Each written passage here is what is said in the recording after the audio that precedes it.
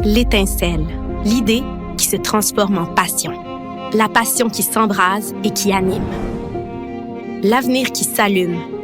Le destin qui chemine. Le rêve d'un monde bonifié, d'un monde en santé.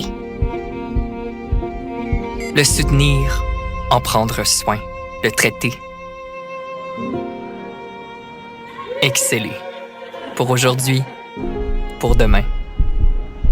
L'étincelle, la flamme, l'élan qui déchaîne les passions. La motivation qui fait naître les plus grandes ambitions. Apprendre, Chercher, travailler, persévérer. s'engager sur de nouvelles avenues à la rencontre d'un réseau sans frontières. Partager, redonner, inspirer. Cet univers complexe où tout reste à faire, à découvrir, à réinventer. Former des amitiés qui nous rassurent dans les moments importants.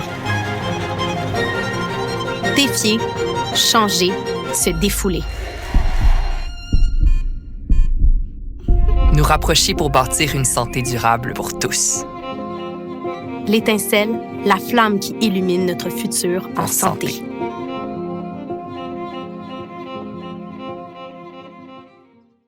Alors, bonjour tout le monde, bonjour à tous, bonjour à tous. Ça me fait plaisir de vous souhaiter la bienvenue à la 3e édition des conférences Femmes en sciences de la Faculté de médecine de l'Université de Montréal, qui tiennent à l'occasion de la Journée internationale des femmes et des filles en sciences. C'est une journée qui a été créée en 2015 par l'UNESCO et ONU Femmes pour briser les stéréotypes et vaincre la discrimination qui écarte les femmes et les filles du domaine de la science et de la technologie. Je tiens à remercier toute l'équipe de la vice-doyenne et Kat Critico qui ont consacré beaucoup de temps et d'énergie à l'organisation de ces conférences. Cette année, c'est la première fois en présentiel. Les années précédentes, c'était à distance. Qui sont, vous allez voir, marqués par des témoignages très intéressants, très inspirants d'éminentes scientifiques et qui vont être suivis d'échanges lors d'une période de questions par la suite. Cet après-midi, on va avoir l'occasion, le plaisir d'entendre 4 entrepreneuses dans le domaine de la scientifique qui vont vous parler de leur parcours remarquable et de la place des femmes dans un milieu qui est encore essentiellement masculin. Je suis content de voir qu'il y a beaucoup de femmes aujourd'hui dans la salle, mais c'est vrai que le milieu scientifique, c'est encore beaucoup un milieu d'hommes. Donc, leur cheminement, vous allez voir, très haut en défi, sont une source d'inspiration pour l'ensemble de la communauté facultaire et la communauté de l'Université de Montréal. Donc, vous allez entendre tour à tour des femmes d'exception, Mesdames Chantal Dumoulin, Marie-Pierre Dubé, Marina Martinez et Patricia Gauthier. Merci beaucoup d'avoir accepté nos invitations. Grâce à elles et à tant d'autres, le monde entier profite d'innovations révolutionnaires qui permettent de relever des nombreux défis reliés à la santé. Leurs aspirations et leurs réalisations, vous allez voir, méritent d'être connues et reconnues. Et je crois qu'elles seront d'accord avec moi pour dire qu'il est essentiel d'offrir des modèles diversifiés pour inspirer les prochaines générations, car plus on accroît la représentation des femmes en sciences, plus on incite les jeunes filles à croire que les sciences s'adressent aussi à elles. Alors, je laisse maintenant la parole à notre vice-doyenne, Mme Kat Critico.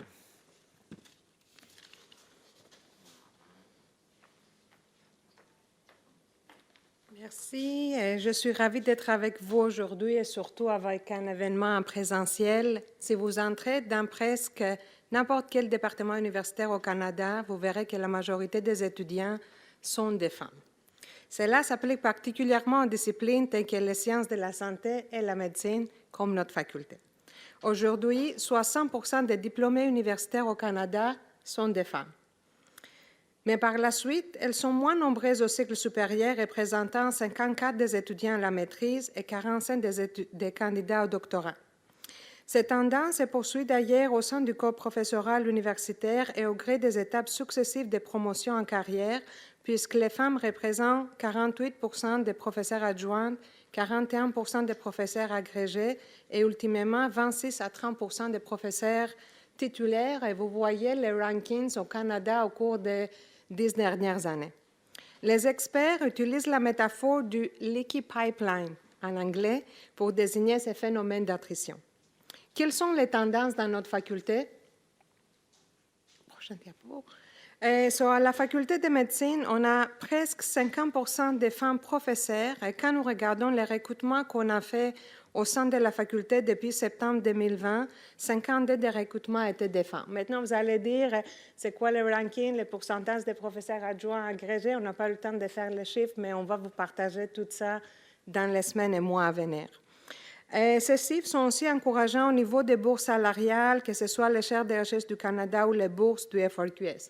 Et aussi, quand on regarde au financement, prochaine diapo, on voit que c'est surtout les hommes qui font les applications aux IRSS. Pour les 2 derniers concours, on a autour de 70-80 des applications qui sont des chercheurs des hommes versus 20 à 30 des femmes. Par contre, quand on regarde les taux de succès, sont très, très comparables au cours des 2 dernières années, 23 versus 31 à 36 versus 30, en sachant que les femmes performent très, très bien pour les fonds compétitifs. Il y a des travaux à faire, par exemple, pour le nouveau FC, mais on va revenir sur cet aspect-là, puis il y a un plan d'action qu'on va mettre en place pour mieux accompagner nos chercheurs pour l'FC, mais d'autres applications à venir. Est-ce qu'il y a des billets? Prochaine diapo. Oui, il y a plusieurs. Les femmes, nous sommes souvent moins susceptibles de se lancer dans un domaine aussi précaire que la recherche.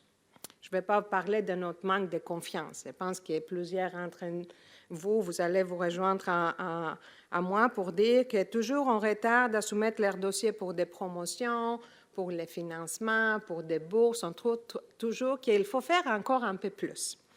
Moins de productivité à laboratoire, on aime avoir hands-on. On est beaucoup plus sur l'expérimentation que les conceptualisations qui affectent un peu notre productivité.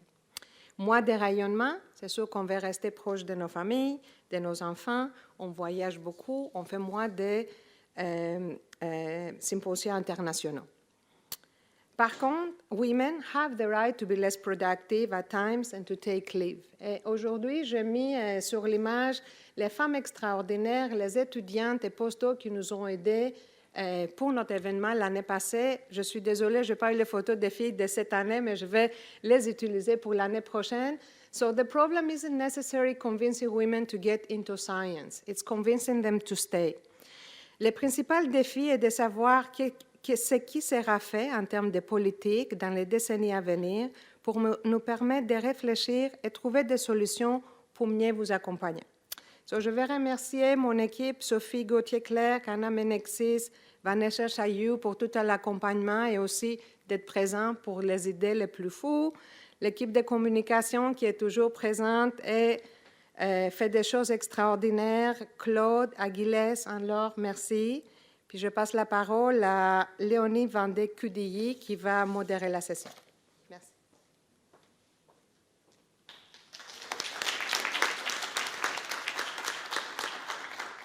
Merci. Alors, juste tout d'abord, un petit message pour les personnes en ligne. Je vous invite à écrire vos questions dans la section Q&R, juste en bas de votre écran tout au long des présentations.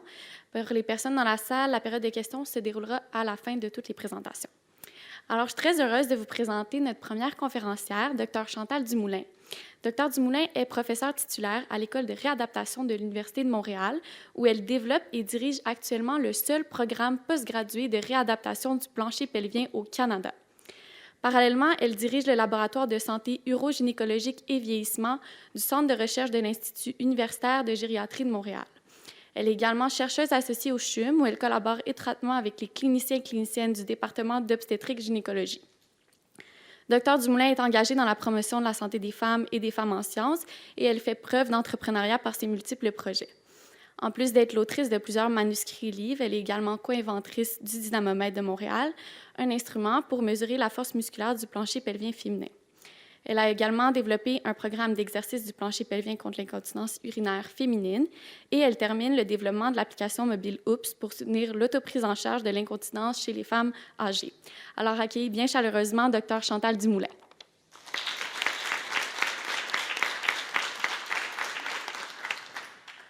Alors, je voudrais commencer par remercier la faculté pour l'invitation. Ces parcours de femmes qui sont présentés dans les dernières années m'ont vraiment inspirée, puis je suis heureuse aujourd'hui de vous partager mon parcours à moi. Alors, au cours de ma présentation, j'aimerais aborder 4 thèmes qui me définissent, soit dans un premier temps mon parcours, ma programmation de recherche, les outils que j'ai développés, puis aussi mon entourage là, qui m'a supporté au cours de ces années. Alors, j'aimerais vous présenter également au cours de tout ça les qualités à développer qui ont été essentielles dans mon parcours. Donc, si on retourne loin, loin en arrière, je suis l'aînée d'une famille de 2 enfants. Mes parents, une mère infirmière et un père dans le domaine du génie, recherche et développement sont très impliqués dans leur travail, mais aussi dans leur communauté. Et je pense que ça a été mes premiers mentors, en fait, de par le fait qu'ils aimaient beaucoup ce qu'ils faisaient, ils aimaient beaucoup leur travail. Mais ce qui marque mon enfance le plus, c'est le jeu. En fait, quand j'étais jeune, j'aimais beaucoup les jeux de rôle. J'aimais beaucoup la créativité. Puis je pense que la créativité, en fait, c'est vraiment une des qualités qui m'a amenée à faire de la recherche. Alors, qu'est-ce que la créativité? C'est la capacité à imaginer ou à construire, à mettre en œuvre un concept neuf, un objet nouveau. Et je pense que vous allez voir, ça définit beaucoup ce que je fais présentement en recherche. Alors, on va aller rapidement. À la fin de mes études de baccalauréat, je gradue à l'Université McGill en physiothérapie. Et là, je suis toute heureuse de me retrouver à l'hôpital Sainte-Justine pour démarrer ma carrière en physiothérapie pédiatrique avec les enfants. Mais attention, dès que j'arrive à l'hôpital Sainte-Justine, étant donné que je suis la petite nouvelle, on me place avec une clientèle obstétricale, donc des mamans qui viennent d'accoucher et qui ont des problématiques, des dysfonctions au niveau du plancher pelvien. Alors, des problèmes d'incontinence urinaire après l'accouchement, des problèmes de prolapsus ou de douleur. Et je ne vous cacherai pas qu'à McGill, à cette époque-là, j'ai eu aucune formation à ce sujet-là, ce qui fait que je me suis retrouvée avec plusieurs questions et j'ai décidé de retourner aux études et d'aller faire à temps partiel ma maîtrise en physiothérapie pour pouvoir mieux aider mes patients. Alors ici, je pense qu'un autre mot magique, c'est la curiosité, hein? La soif d'acquérir des connaissances et des expériences qui poussent à se questionner, puis on a besoin de ça en recherche. Alors, si on poursuit, l'Université McGill m'a fermé les portes. Hein? Là, je dois vous le dire, ils m'ont dit « ton champ d'intérêt, on n'a pas de chercheurs qui travaillent dans ça, donc malheureusement, on ne peut pas te supporter. » Je suis allée frapper à la porte de l'Université de Montréal. Puis la bonne nouvelle, c'est que docteur de Girardi, professeur de Girardi, qui était une professeure près de la retraite, elle me dit, je vais t'appuyer, d'autant que tu trouves une mentor qui est dans ton domaine d'intérêt. Parce que nous, ici, à l'École de réadaptation, on n'a pas cette expertise-là. Mais j'y crois, je vois que tu y crois. Je vais t'appuyer, mais il faut que tu trouves une mentor. Je vais à la bibliothèque, je cherche dans les périodiques, puis je trouve quelqu'un qui travaille dans mon domaine d'intérêt. Alors, je pars donc pour l'Angleterre avec mes propres sous pour faire un stage et je débute après ça ma maîtrise dans mon champ d'intérêt. Alors ici, le mot-clé, c'est flexibilité. Hein? Alors, pour être capable, il faut être capable d'être souple dans sa façon de comprendre les situations et d'y réagir. Alors, je n'ai pas pu y aller directement. Il a fallu que je fasse un petit détour, mais ça me plaisait tellement de travailler en réadaptation pelvienne que j'ai fait ce petit détour-là.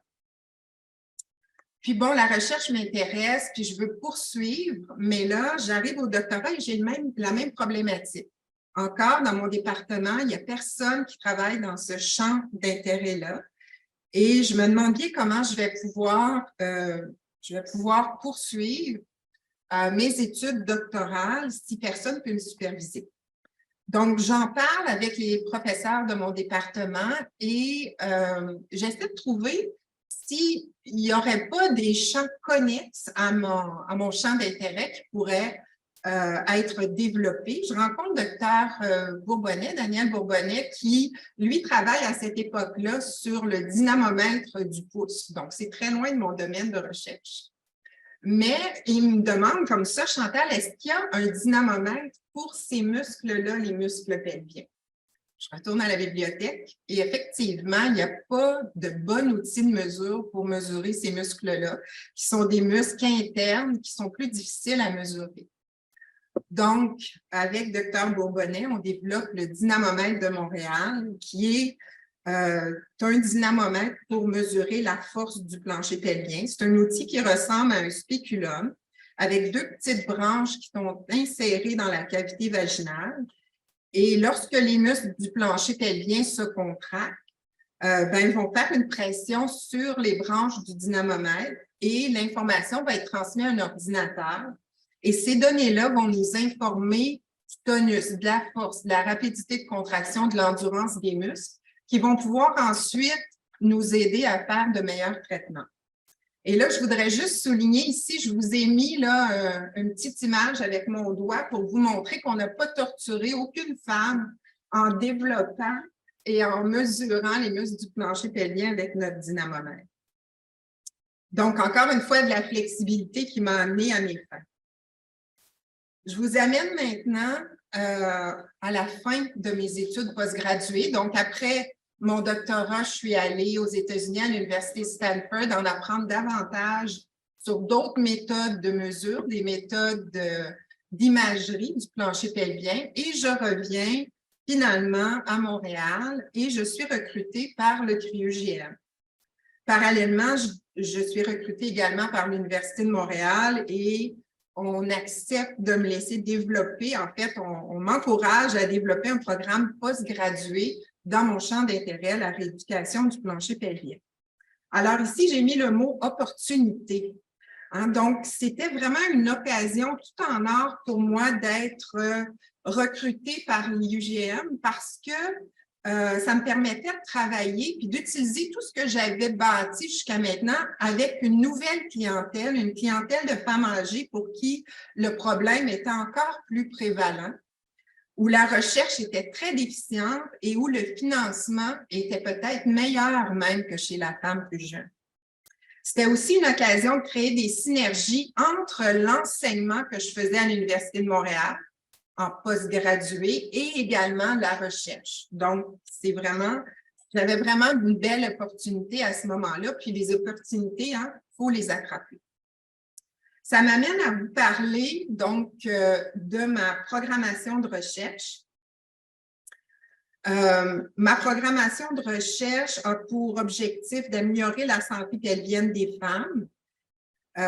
Et cet objectif-là, je l'ai fait pendant plusieurs années chez les femmes plus âgées au CRIUGM et tout récemment, comme on disait tout à l'heure, je retourne à mes anciennes amours, je retourne avec la femme plus jeune, avec le CRCHE.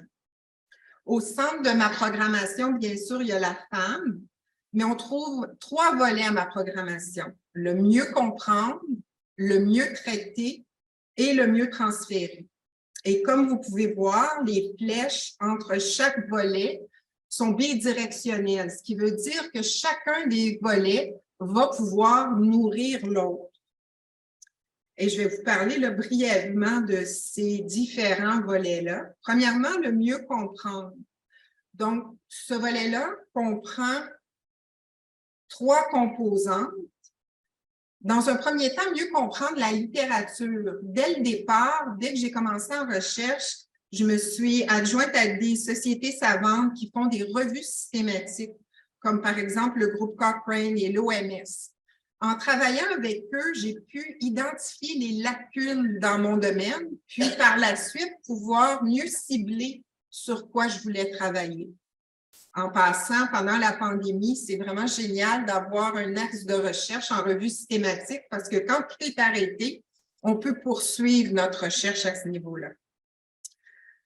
Un autre composant de mon mieux comprendre, c'est la patiente partenaire. Donc, dès le début de ma programmation de recherche, j'ai sollicité les femmes âgées, en faisant un jury citoyen pour connaître les besoins des femmes dans la santé pelvienne. Alors, souvent, ce qu'on va faire, c'est qu'on va avoir une idée de recherche, on va vouloir l'amener jusqu'au bout, mais est-ce que ça va être vraiment utile et utilisé par les femmes ou par le bénéficiaire de cette recherche-là? En demandant ça dès le départ, ça me permettait de cibler des enjeux qui étaient plus prioritaires. Et finalement, la troisième composante de mon mieux comprendre, c'est de poursuivre le mieux comprendre la pathophysiologie de la santé pelvienne en maximisant l'utilisation de mes outils de mesure que j'avais développés, que j'avais apprises dans mes études postdoctorales et doctorales. Si maintenant on regarde le mieux traiter, j'ai développé à partir de mon volet mieux comprendre des traitements efficaces par de la recherche clinique, par des essais cliniques randomisés. J'ai développé des traitements efficaces, peu coûteux, des traitements ciblés qui répondaient aux besoins de mes patientes partenaires. Ici, j'ai remis le mot flexibilité. Pourquoi? Parce que pendant la pandémie, il a fallu se retourner. Comme je vous ai dit, la recherche clinique avançait pas très, très bien. Donc, on a développé des traitements en ligne, comme des traitements de téléréadaptation et une application mobile pour pouvoir aider les gens, mais à distance. Le dernier volet de ma programmation de recherche, c'est le mieux transférer et je pense qu'il est très important. Je transfère ce que j'ai trouvé dans mes recherches à 3 niveaux auprès des femmes pour qui je fais de la recherche en donnant des conférences publiques, vous allez voir un peu plus tard dans des outils, en créant des outils pour elles également. Donc, il faut directement transférer aux personnes pour qui on a fait des recherches.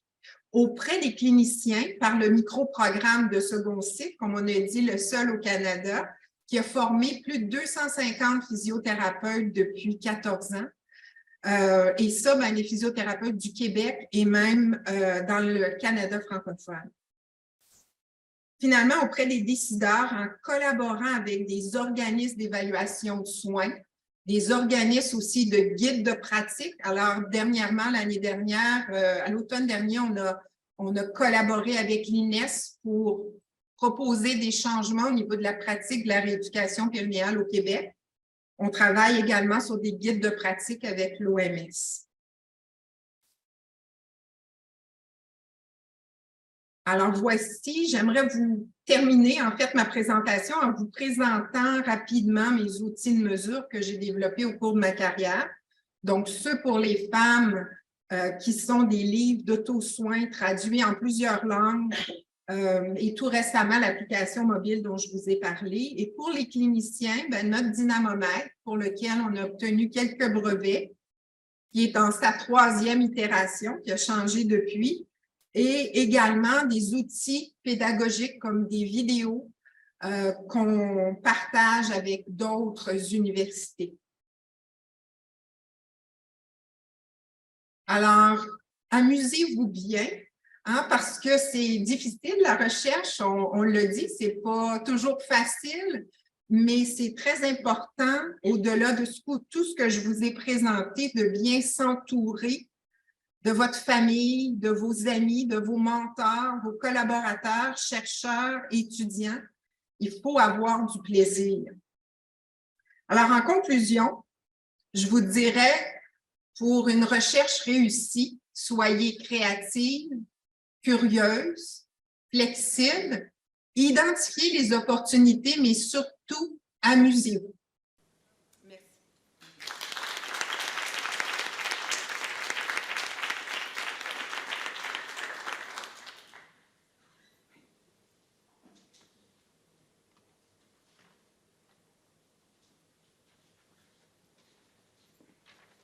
Oui, donc c'est avec plaisir qu'on va enchaîner vers la deuxième conférencière. J'ai le plaisir de vous présenter Marie-Pierre Dubé. Marie-Pierre Dubé est effectivement professeure titulaire du département de médecine de l'Université de Montréal, en plus d'être une chercheure de renommée mondiale en statistique génétique, qui détient entre autres la chaire de recherche du Canada en analyse de données pour la médecine de précision. Elle a obtenu son doctorat à l'Université McGill et a fait un post-doctorat à l'Université de Toronto. Et elle est présentement directrice du Centre de pharmacogénomique Beaulieu-Saucier de l'Institut de cardiologie de Montréal, où elle dirige une équipe de recherche multidisciplinaire. Ces recherches portent entre autres sur les facteurs génétiques qui affectent les réponses aux médicaments en cardiologie et sur le rôle du sexe et du genre dans l'efficacité et la sécurité des médicaments. Donc, c'est avec plaisir que je vais passer la parole à Marie-Pierre Dubé.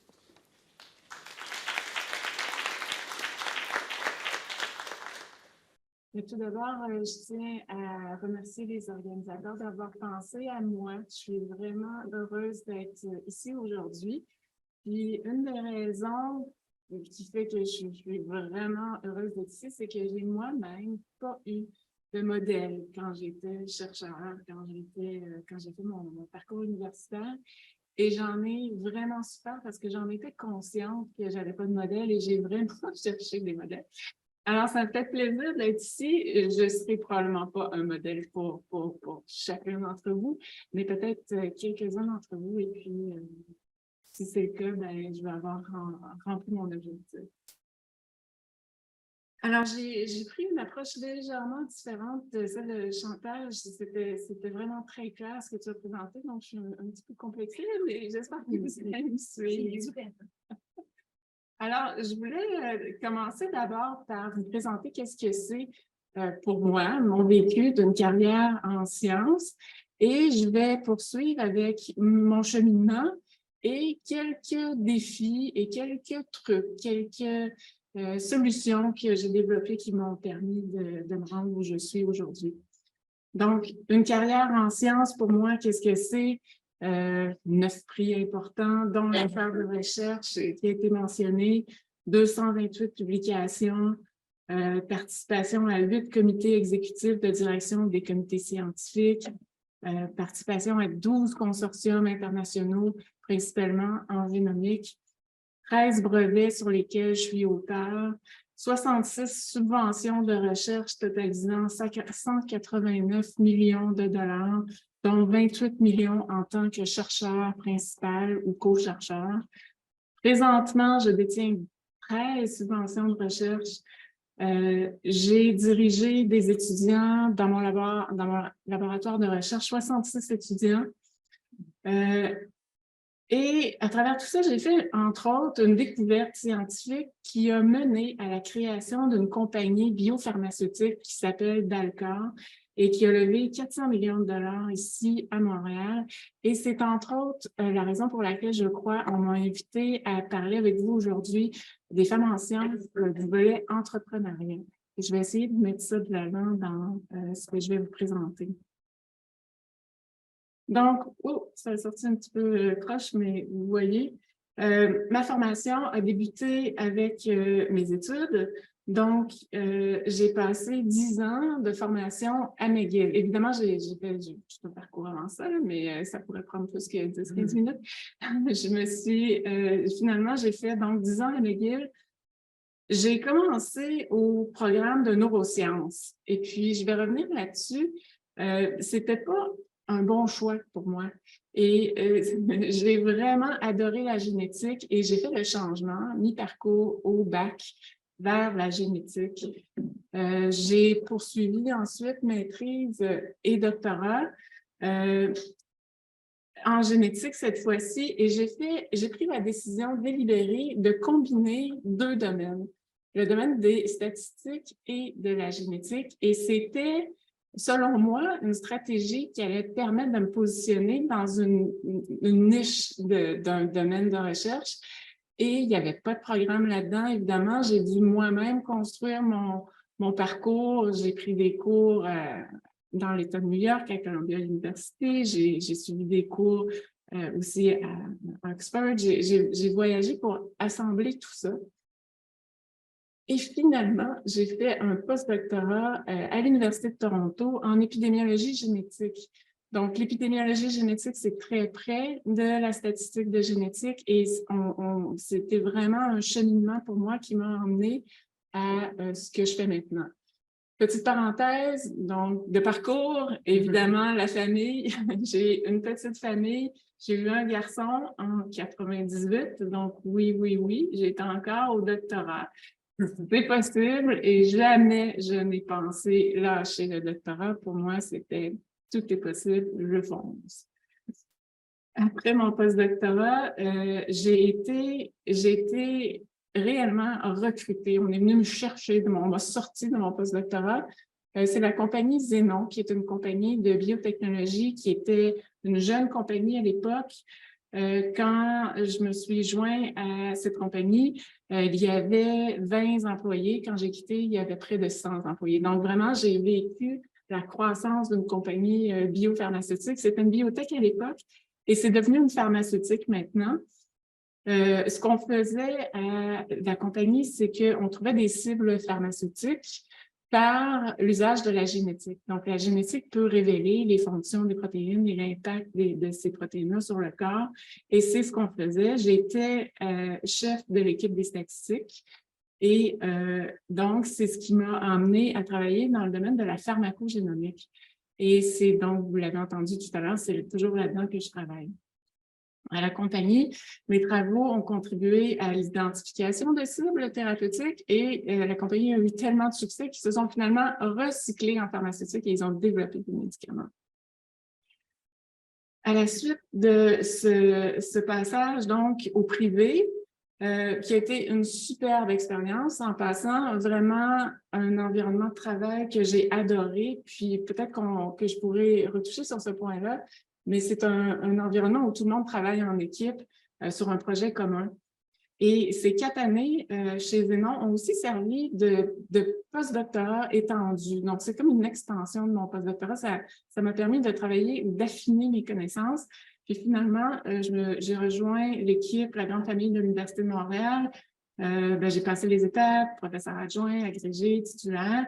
Et pendant tout ce temps-là, j'étais chercheuse à l'Institut de cardiologie de Montréal. Je suis toujours chercheuse là-bas, où j'ai mon équipe de recherche. Et je suis aussi directrice du Centre de pharmacogénomique Beaulieu-Saucier de l'Université de Montréal, qui est situé à l'Institut de cardiologie de Montréal. Et c'est dans ces fonctions-là au Centre de pharmacogénomique qu'avec mon équipe, on a contribué à la découverte d'un phénomène pharmacogénomique. Donc, qu'est-ce que c'est? C'est un variant génétique qui identifie quel patient bénéficie d'un médicament. Donc, c'est un médicament qui était en phase 3, en développement, et l'étude a échoué. Et avec nos approches génétiques, on a pu démontrer que le médicament était en réalité fort probablement efficace dans un sous-groupe de patients qu'on pouvait identifier de façon génétique. Et c'est ce qui a mené à la création de la pharmaceutique d'Alcor.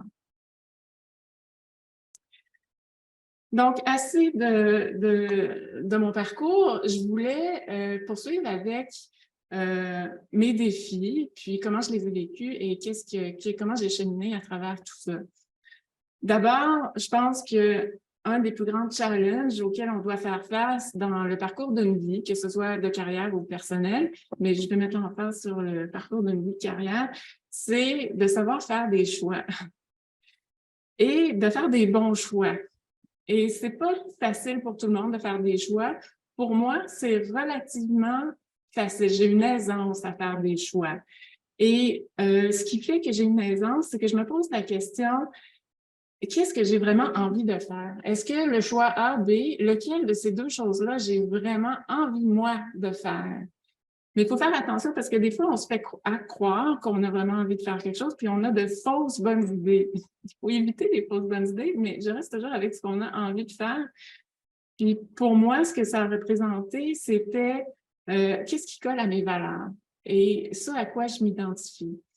Et ça, je vous encourage tous et toutes à faire ce travail-là, à identifier quelles sont vos valeurs. Moi, pour moi, identifier mes valeurs, ça a été clé dans mon cheminement. Une fois qu'on sait qu'est-ce qui nous passionne, qu'est-ce qui colle à nous, ça nous permet de justement faire ces choix-là de façon efficace sans se tromper. On essaie de ne pas se tromper. Et aussi, dans les choix A ou B, qu'est-ce qui me permet de construire, d'aller de l'avant, de faire plus de ce que j'aime? Et puis, remarquez ici, j'ai pas écrit de faire le choix qui va faire que je vais arriver à mon but. C'est pas ça. Moi, c'était qu'est-ce qui fait que j'avance dans une direction qui me colle. Identifier les fausses bonnes idées, c'est pour répondre à ça, on peut se poser la question, je le fais pour quoi? Et je le fais pour qui? Et pour moi, dans mon expérience, mon vécu, les pièges à éviter, c'était je le fais pour plaire ou je le fais pour me conformer à une idée abstraite de ce à quoi je dois me conformer. Et le pire des pièges pour moi, ça a été pour prouver que je suis capable. Parce que souvent, ça, c'est pas une bonne idée. Parce que ça ne colle pas nécessairement avec nos valeurs de prouver qu'on est capable de faire quelque chose. Et finalement, je termine avec un point qui est très important, c'est que quand on fait nos choix, on doit s'assurer qu'on reste le pilote de sa propre vie, qu'on n'est pas en train de céder le contrôle de notre bateau, de notre voiture ou de notre vélo à quelqu'un d'autre. C'est nous qui contrôlons le vélo et on doit en rester en contrôle à chaque moment et chaque décision doit être faite en fonction de ça. Pour moi, ça a été mon expérience de vie. Souvent, les gens me demandent comment je fais pour faire tout ce que je fais, tout ça. Mon truc numéro 1, c'est éviter les pertes de temps. Donc, j'optimise absolument tout. J'optimise mon transport avec mon activité physique, donc je fais du transport actif. J'optimise ma façon de gérer mes courriels. J'optimise mon système d'archivage. Je fais mon déjeuner avant d'aller me coucher. Donc, j'optimise. Une autre façon de faire, moi, qui m'a servi, qui peut paraître prendre plus de temps, mais qu'en bout de ligne, ça me permet d'économiser du temps, c'est de bien faire les choses. Parce qu'une chose bien faite, elle est utile et elle nous sert. C'est pas quelque chose qu'on va cacher par la suite, et ça va nous servir, puis on va pouvoir construire dessus. Donc, de bien faire les choses, pour moi, ça a été très important. Je me relis, je vérifie mes courriels avant que ça parte. Mais aussi, pour moi, de prévoir plus de temps. Je finis mes choses à l'avance. J'ai une date butoir, je finis la demande de fonds 7 jours à l'avance. Pourquoi? Parce que je dors dessus, je réfléchis. Peut-être que la voix était pas bonne, je relis, je retouche. Et ça fait qu'en bout de ligne, on peut apporter les corrections qui font que c'est mieux fait. Donc, le thème ici, c'était bien faire. Et puis, on ne s'est pas parlé, Chantal, mais saisir les bonnes occasions, savoir saisir les bonnes occasions, pour moi, ça a été tellement important. Et puis, quand j'étais jeune, les membres de ma famille me disaient « Mais toi, c'est parce que tu es chanceuse. » Mais c'est pas que je suis chanceuse, c'est que quand je vois une bonne occasion, mon système décisionnel est en place, mes valeurs sont établies et je sais dire oui rapidement aux bonnes occasions. Et ça m'a servi énormément.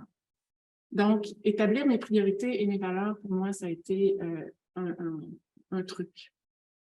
Qu'est-ce qui me motive? Donc, Kat nous avait demandé de parler de qu'est-ce qui nous motive. Et on ne s'est pas concerté. On converge aux mêmes choses. Donc, la curiosité, une soif d'apprendre pour moi et de comprendre tout, mais absolument tout. Je m'intéresse à ce qui sort de ce qui est habituel. Je suis extrêmement motivée par la création.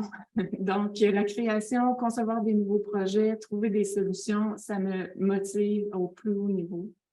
Et j'ai aussi une envie de contribuer quelque chose pour le futur, pour la science. Ça me motive. Et finalement, c'est mon dernier commentaire. On parle donc des femmes en sciences et je me suis dit, bon, qu'est-ce que c'est être une femme en sciences? Être femme, c'était difficile pour moi de mettre des mots ici parce que personnellement, je ne sens pas la pression, en tout cas du moins biologique, femme-homme. Je pense qu'on est tous aptes à faire de la science. Donc, c'est pas à ce niveau-là la différence homme-femme. C'est vraiment un contexte social qui est en jeu. Et de cette perspective-là, moi, je ne suis pas d'avis qu'il y a une tranchée, qu'il y a vraiment une différence entre les hommes et les femmes. Je le vois vraiment comme un gradient. Puis on a des tendances, puis il y a des choses qui se retrouvent plus souvent, des façons de faire, ou des façons d'être qui se retrouvent plus souvent d'un côté ou de l'autre. Mais somme toute, je le vois comme un gradient et j'ai pas envie de généraliser puis dire, ben nous, les femmes, je crois que c'est des attitudes, des façons d'être. Donc, le contexte social qui dit, ce qu'une femme peut être et peut faire était quand même assez présent dans les années 70 quand moi j'étais jeune. Mais j'ai eu la chance d'avoir des parents qui jamais ne m'ont fait penser qu'il y avait des choses que je ne pouvais pas faire parce que j'étais fille. Au contraire, ils m'ont encouragée à faire à tout. tant qu'on veut, on peut. Et ça, c'était très clair. Mais le contexte social était présent, puis on le sent dans les amis, dans les professeurs, dans l'entourage, puis ça crée une certaine pression. Mais pour moi, ça n'a pas eu un gros impact, donc je n'ai pas d'histoire d'horreur à vous raconter. Mais ceci étant dit, je suis consciente et plus j'avance en âge et en expérience, plus je suis consciente des structures discriminatoires qui sont toujours en place et des vestiges du patriarcat. Bien que moi, j'en ai pas souffert directement, avec le recul, je vois l'impact que ça a pu avoir à certaines étapes de ma vie. Puis, la bonne nouvelle, c'est qu'il y a beaucoup de changements qui est en train de se faire et la jeune génération maintenant a beaucoup plus de portes ouvertes.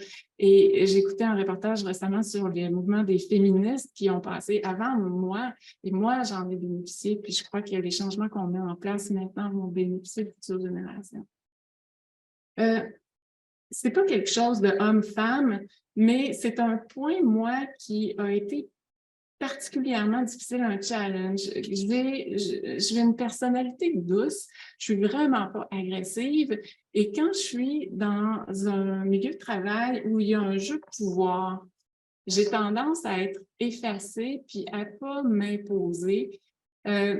C'est peut-être un comportement qui est plus fréquent chez les femmes que chez les hommes, je ne sais pas, mais moi, ça a été quelque chose et j'ai dû le travailler beaucoup à aiguiser ma façon d'être dans des situations où il y a des jeux de pouvoir. Et j'ai toujours eu l'impression que la collaboration était à prioriser versus la compétition, encore à ce jour. Puis, je pense que c'est tout simplement des façons de jouer, donc les règles du jeu. On joue à un jeu, mais on n'a pas nécessairement tous les mêmes règles, puis des fois, ça peut nous nuire. Donc, d'être conscient du jeu dans lequel on se trouve, ça nous aide à adapter notre comportement. Évidemment, s'entourer de gens qui ont une vision compatible avec la nôtre, ça aide énormément. D'entretenir de saines relations professionnelles, de faire attention aussi de ne pas confondre amitié et relations professionnelles. Moi, ça m'a joué des tours à plusieurs reprises dans mon parcours, surtout avec des gens qui jouent le jeu de compétition versus collaboration. Donc, entretenir des saines relations, s'entourer de gens qui ont notre vision et finalement, avec le recul et avec l'expérience, qu'est-ce que je fais, moi, pour les femmes en sciences? Sincèrement, je fais la même chose que je fais avec les hommes en sciences. Donc, il n'y a pas de traitement de faveur, mais j'ai une façon d'être et de mentorer qui convient particulièrement à des femmes autour de moi. Et je suis mentor, entre autres, de 2 jeunes professeurs.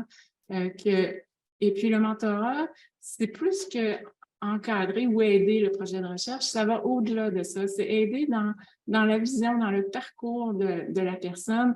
Et cette approche-là, je l'ai non seulement avec les chercheurs que je mentor, mais aussi mes étudiants. Donc, mes étudiants, je les mentor. C'est pas seulement, mais voici la façon de faire un travail et je m'attends à ça. C'est un accompagnement dans un petit bout de carrière. Et c'est quelque chose que moi, j'ai pas eu la chance d'avoir dans mon parcours, mais que vraiment j'arrive ou j'essaie d'offrir à mes étudiants maintenant. Et c'est ce qui me rend heureuse. Alors, je termine là-dessus et puis j'ai bien hâte de discuter avec vous et d'entendre vos questions.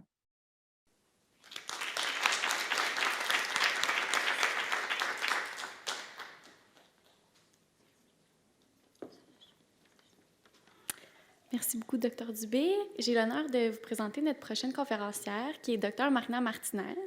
Dr. Martinez est professeure agrégée au département de neurosciences de l'Université de Montréal et elle est chercheuse dans l'axe traumatologie du Centre de recherche de l'Hôpital du Sacré-Cœur. Les travaux de recherche de Dr. Martinez cherchent à comprendre comment le système nerveux se réorganise après des paralysies motrices consécutives à des traumatismes de la moelle épinière. Grâce à ces travaux, elle et son équipe ont développé de nouvelles approches de stimulation du cerveau permettant de restaurer la marche après des traumatismes de la moelle épinière chez l'animal. Dans le but d'amener ces innovations au chevet des patients, Marina Martinez a cofondé NeuroDrive, une entreprise spécialisée dans le développement de dispositifs de neurostimulation qui permet de restaurer le mouvement après une paralysie. Alors, sans plus tarder, accueillez chaleureusement Dr. Marina Martinez.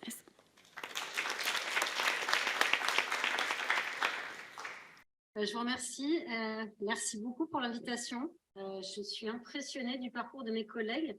J'espère que je vais aussi vous passionner avec le mien. En tout cas, vous éveiller à la même curiosité que j'avais quand j'étais enfant.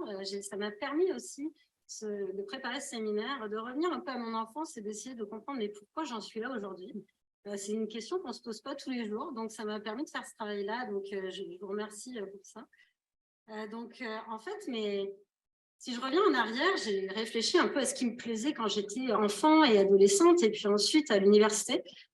Pourquoi je suis arrivée en sciences? Je pense que la science, c'est vraiment un éveil qui se joue dès l'enfance. Quand on est jeune, on a vraiment des aspirations différentes. Moi, j'avais plein de choses qui m'intéressaient. La première chose qui m'a intéressée, c'est l'équitation, les chevaux. J'étais passionnée par les chevaux, je trouvais qu'ils étaient fascinants de par leur résilience, ils étaient puissants. Et quand je les regardais, je me disais, mais comment ces animaux-là sont aussi résilients avec des humains? Et ça m'a toujours intéressée de comprendre leur comportement. Donc, j'ai passé beaucoup d'heures à juste observer mes chevaux, essayer de comprendre pourquoi ils agissaient comme ça. J'ai été très familiarisée grâce à mes parents à tout ce qui était bien-être animal, cruauté animale. Donc, je m'intéressais beaucoup à différentes façons, en fait, dont on pourrait améliorer la condition animale. Donc, c'est quelque chose qui me passionnait beaucoup quand j'étais jeune, qui me passionne toujours actuellement. Je me suis très rapidement intéressée aussi au fonctionnement du cerveau. Je me posais pas mal de questions sur des personnages importants de l'histoire et je me suis dit, mais comment les individus peuvent devenir dysfonctionnels ou fonctionnels? Comment le cerveau fonctionne et pourquoi? J'ai été baignée par certaines lectures aussi qui m'ont plutôt amusée et qui s'intéressaient aussi à comment on traite les animaux, comment on traite les humains et pourquoi. Donc, dès l'enfance, j'étais intéressée par le comportement, le cerveau. C'est quelque chose qui était ancré en moi et qui a été développé aussi par mes parents. Donc, quand je suis arrivée à l'université, je me suis posé la grande question que tout le monde se pose. Je vais faire quoi? Quelle formation je dois intégrer et quelles sont mes ambitions? Donc, je me suis dit, je vais poser plusieurs mots-clés. Quels sont mes intérêts? Puis, je vais écrire ces intérêts-là sur un bout de papier. Donc, je m'intéresse au comportement, je m'intéresse au cerveau, je m'intéresse à la santé, aux animaux. Tout ça, c'est un peu vaste. Il y a beaucoup de choses qu'on peut faire avec tout ça. Donc, la première idée que j'ai eue, c'est de me lancer en éthologie animale. Puis là, j'en ai parlé à mes parents. Ils m'ont dit, très mauvaise idée, il n'y a pas de débouché là-dedans, tu ne vas rien faire avec ça, oublie.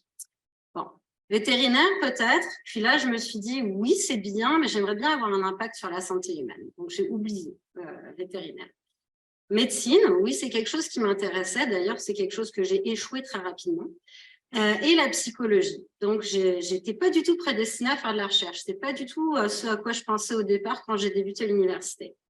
Donc, je me suis ralliée aussi à mes objectifs. C'était, je veux comprendre le cerveau, je veux avoir un impact sur la santé. Donc, première chose à faire, je suis française, donc je me dirige à l'université de Nantes pour faire une année préparatoire en médecine. Donc, la première année de préparation en médecine en France est très compétitive. On est 2000 dans un amphi, c'est la guerre pour trouver des sièges. Et tout le monde se bat pour être les 100 premiers accueillis en médecine. Ça ne m'a pas du tout plu, j'ai trouvé ça horrible, cette compétition. Au bout de 6 mois, j'ai arrêté, j'ai dit, je pars en psychologie.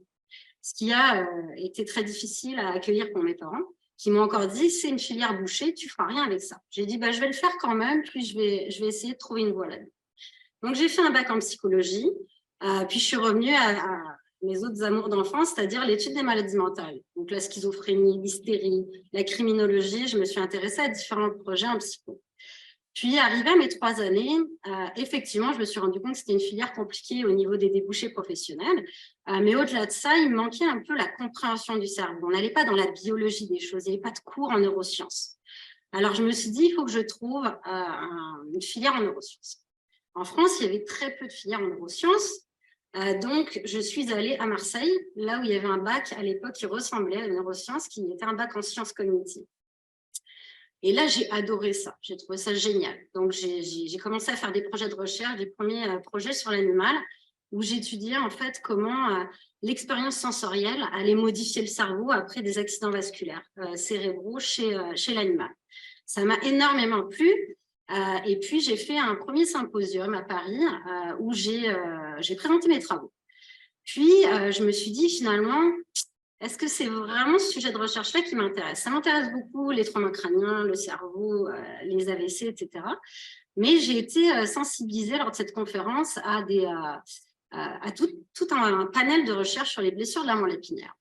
Et puis, la conclusion que j'en ai tirée, c'est qu'il n'y a aucun traitement pour la paralysie motrice. Il n'y a personne qui fait quelque chose de concret pour aider à résoudre la paralysie motrice après des blessures de la moelle épinière. Donc, j'ai regardé mon directeur de recherche de l'époque à Marseille et je lui ai dit, faisons ça. Il me dit, OK, mais avec quel argent? Effectivement, il n'y avait pas d'argent, ni pour ma bourse, ni pour les fonds de recherche. Donc, à la fin de ma maîtrise, pendant l'été, j'ai pris mon ordinateur et j'ai écrit un projet. Puis je l'ai soumis à un organisme de financement qui était l'Institut pour la recherche sur la moelle épinière en France. Et ça a fonctionné, j'étais étonnée, mais ça a fonctionné. Donc, ils m'ont financé pour mes 3 ans de doctorat et pour 3 ans de bourse de doctorat. Donc, j'avais du financement pour 3 ans. Donc là, ça a été un premier gros succès. J'étais hyper contente, hyper fière d'avoir réussi à décrocher ce fonds. Et puis, premier obstacle, c'est j'étais seule à faire ça dans mon laboratoire. Il n'y avait personne qui s'intéressait à ça. Ils s'intéressaient tous à la plasticité du cerveau, comment le cerveau change, aux accidents vasculaires, mais personne n'avait fait de blessure de la moelle épinière. Donc, j'ai développé tout ça. J'ai pris de la perceuse, j'ai fait des dispositifs de comportement pour mes animaux, j'ai fait tout ça manuellement. J'ai développé les techniques chirurgicales, j'ai un peu travaillé en solo, ce qui était un petit peu difficile, mais j'étais entourée par d'autres personnes qui travaillaient sur d'autres sujets et ça a été une expérience excellente parce que ça m'a permis de développer complètement mon autonomie, d'être compétitive, d'être performante. Donc, j'ai réussi à publier quand même plusieurs articles. Et je pense en 2008, donc j'étais à la 2e année de mon doctorat, je vais à une conférence et là, je rencontre Serge Rossignol, qui est un éminent professeur de l'Université de Montréal qui travaillait sur les blessures de la moelle épinière. Et là, j'étais extrêmement timide. Je le voyais, je dis, il faut absolument que je lui parle pour mon post-doctorat, parce que je voulais faire mon post-doctorat avec lui, mais j'avais vraiment peur. Et puis, j'ai été maladroite, il sortait des toilettes, puis je l'ai attrapé. Puis, je lui dis, docteur Rossignol, il faut que je vous présente mes travaux. Et il me regarde, bien sûr, pas de problème, il a passé du temps avec moi. Puis là, je lui dis, écoutez, ça m'intéresse vraiment de continuer dans les blessures de la moelle épinière. Vos travaux m'intéressent, est-ce que vous cherchez quelqu'un? Oui, mais il va falloir trouver une bourse. Oui, je le sais, donc je vais faire des demandes de bourse. Puis là, ça a fonctionné. Puis, j'ai pris l'avion. À la fin de mes 3 années de doctorat, j'ai fini de soutenir ma thèse très rapidement. Puis, je me suis envolée pour Montréal. Donc, j'ai été dans le labo de Serge Rossignol, qui est à gauche de la photo. Et comme vous le voyez très bien, je suis un peu la seule fille quand même dans le labo. Donc, j'aimais bien cette photo parce que ça représente bien dans le milieu dans lequel j'ai évolué un peu toute ma vie en sciences, quasiment toujours la seule fille. Mais ça a été vraiment une expérience formidable parce que j'ai été super bien accueillie par les hommes de mon équipe. Donc, on a vraiment fait des super projets avec Serge. On a publié beaucoup d'articles. Puis, j'ai eu la chance d'être exposée. Le réseau a été quelque chose d'extrêmement important pour moi. Il m'a emmenée à peu près à toutes les conférences où il pouvait m'emmener. Donc, j'ai développé un très bon réseau ici au Canada, ce qui m'a décidé aussi de poursuivre ici par la suite. Donc, ce sur quoi je travaillais, c'était vraiment d'étudier comment la moelle épinière change après des blessures de la moelle épinière chez l'animal, comment on peut mettre en place des stratégies de réadaptation à la marche. Ça, c'était mes premières amours en recherche dans ce domaine-là, qui m'ont ensuite suivi par la suite. Donc là, j'ai fait des projets comme ça avec Dr Rossignol. Et puis, à la fin de mon postdoc, j'ai décidé de poursuivre une carrière en tant que professeur. Là, j'ai eu 2 opportunités, 2 offres, une à Saint John's à Terre-Neuve et une à Calgary. Puis, j'ai décidé de m'envoler vers Calgary. Donc là, je repars de l'autre côté, sur l'Ouest canadien, et puis je développe mon premier laboratoire de recherche en 2014. Donc là, je commence à installer mon labo, et puis je travaillais sur différents modèles animaux à l'époque. Et là, on m'apprend que malheureusement, un des modèles animaux que je voulais développer, c'était pas possible. Donc, et c'était un modèle animal qui était très important pour moi. Donc, premier défi, est-ce que je me réinvente complètement ou est-ce que je me trouve une autre place? Donc là, j'essaye quand même pendant 2 ans de me réinventer, de travailler sur un autre modèle animal. Je fais des recherches sur le rongeur, etc. Et puis, deuxième défi, le recrutement. Très difficile de recruter à l'Université de Calgary. J'avais très peu de candidatures. Tout le monde allait vers les gros labos, puis moi, j'étais toute seule. Puis je dis, bon, j'arriverai jamais à trouver d'étudiants. Je vais être toute seule à la paillasse pendant combien de temps? Ça ne marchera pas. Donc là, j'arrive quand même à recruter un postdoc qui ensuite m'a suivi par la suite. Donc, j'avais vraiment eu plusieurs défis. Puis là, en 2016, je me suis dit, je ne peux pas rester à l'Université de Calgary. Il faut que je trouve un autre laboratoire où je puisse vraiment m'épanouir et faire les recherches que je veux. Donc, je rencontre des chercheurs du SUSNIM, du Sacré-Cœur à l'époque, qui me disent, mais on recherche quelqu'un qui travaille sur les blessures de la moelle épinière. Parfait, je vais déposer ma candidature. Donc là, la candidature est bien reçue, le SUSNIM me recrute et j'ai une affiliation aussi au département de neurosciences de l'Université de Montréal. Donc, retour à la case Montréal. Et là, donc, depuis 2016, j'ai été prof adjointe, puis maintenant agrégée à l'Université de Montréal, au département de neurosciences, affiliée au Sacré-Cœur. Et j'ai eu la chance vraiment d'avoir une équipe extraordinaire, avec beaucoup d'étudiants et d'étudiantes, comme vous pouvez le voir sur les photos. Je n'ai pas fait le calcul, mais je pense que le ratio est beaucoup plus étudiante que étudiants, et notamment des étudiants de différents domaines. Donc, psychologie cognitive, neurosciences, génie biomédical, ingénierie. J'ai vraiment diversifié le panel d'étudiants. C'est une équipe multidisciplinaire que j'ai essayé de mettre en place à l'époque pour me donner les moyens aussi de développer ce que je voulais développer. Donc, on a eu pas mal de fonds. On a été vraiment chanceux d'avoir eu l'opportunité en fait, de décrocher plusieurs fonds dans les premières années. Et ma carrière, en fait, c'est de faire des recherches fondamentales, évidemment. Je m'intéresse aux mécanismes, comment ça fonctionne, qu'est-ce qui se passe après une blessure de la moelle épinière, comment le cerveau change, mais aussi quelles stratégies on peut mettre en place pour aider à inverser la paralysie. Donc, c'est un peu sur ça qu'on travaille depuis 2016. Et puis, le premier étudiant postdoc que j'ai eu dans mon labo, Andrew Brown, qui m'a suivi de Calgary à Montréal, a fait vraiment les premiers travaux plus mécanistiques fondamentaux, où lui, il a découvert qu'en réalité, après une blessure de la moelle épinière, il n'y a pas juste la moelle épinière qui change. Le cerveau va complètement se réorganiser et l'activité du cerveau est prédominante, est importante pour la récupération. Si on enlève l'activité de certaines parties du cerveau, l'animal ne récupérera jamais. Donc, basé sur ce constat-là, je me suis dit, OK, si l'activité cérébrale est aussi importante, eh ben, on va stimuler ce cerveau-là après des blessures de la moelle épinière. On va l'aider là à refaire des connexions, à retrouver un chemin sous la lésion. Donc ça a été principalement le travail de Marco Bonizzato, qui était postdoc dans mon labo et qui est maintenant professeur au département de neurosciences et polytechnique. Et lui, il a une formation d'ingénieur. Et je me suis dit, trouve-moi une stratégie là pour aller stimuler le cerveau au bon moment, quand il faut, pendant la marche, pour essayer de faciliter la réadaptation. Donc, il a mis au point ce qu'on appelle une interface cerveau-machine ou une neuroprothèse. Alors, on stimulait comme ça des parties du cerveau du rat pendant qu'il essayait de marcher. L'animal ne marchait pas, il était paralysé, donc il stimulait certaines régions, puis là, l'animal se remettait à marcher. Donc ça, c'était une première découverte qui a été bien reçue, qui a eu pas mal d'impact au niveau médiatique et qui nous a conduit aussi à breveter cette technologie. Donc, une technologie de stimulation du cerveau qu'on va donner pendant la marche pour faciliter en fait la récupération. Donc ça, c'était vraiment une des premières études où en fait on a eu la preuve de concept qu'on avait la possibilité d'aller vraiment aider la réadaptation avec des stratégies de neurostimulation du cerveau. Et là, évidemment, naïvement, je me suis dit, on va essayer d'aller chez l'humain pour justement proposer cette idée-là, mais c'est vraiment pas facile. Ça, c'est vraiment un gros défi. Breveter, déjà, ça prend énormément de temps. Gérer la propriété intellectuelle est quelque chose d'assez compliqué. Et ça, c'est quelque chose pour lequel on n'est absolument pas formé en tant que scientifique.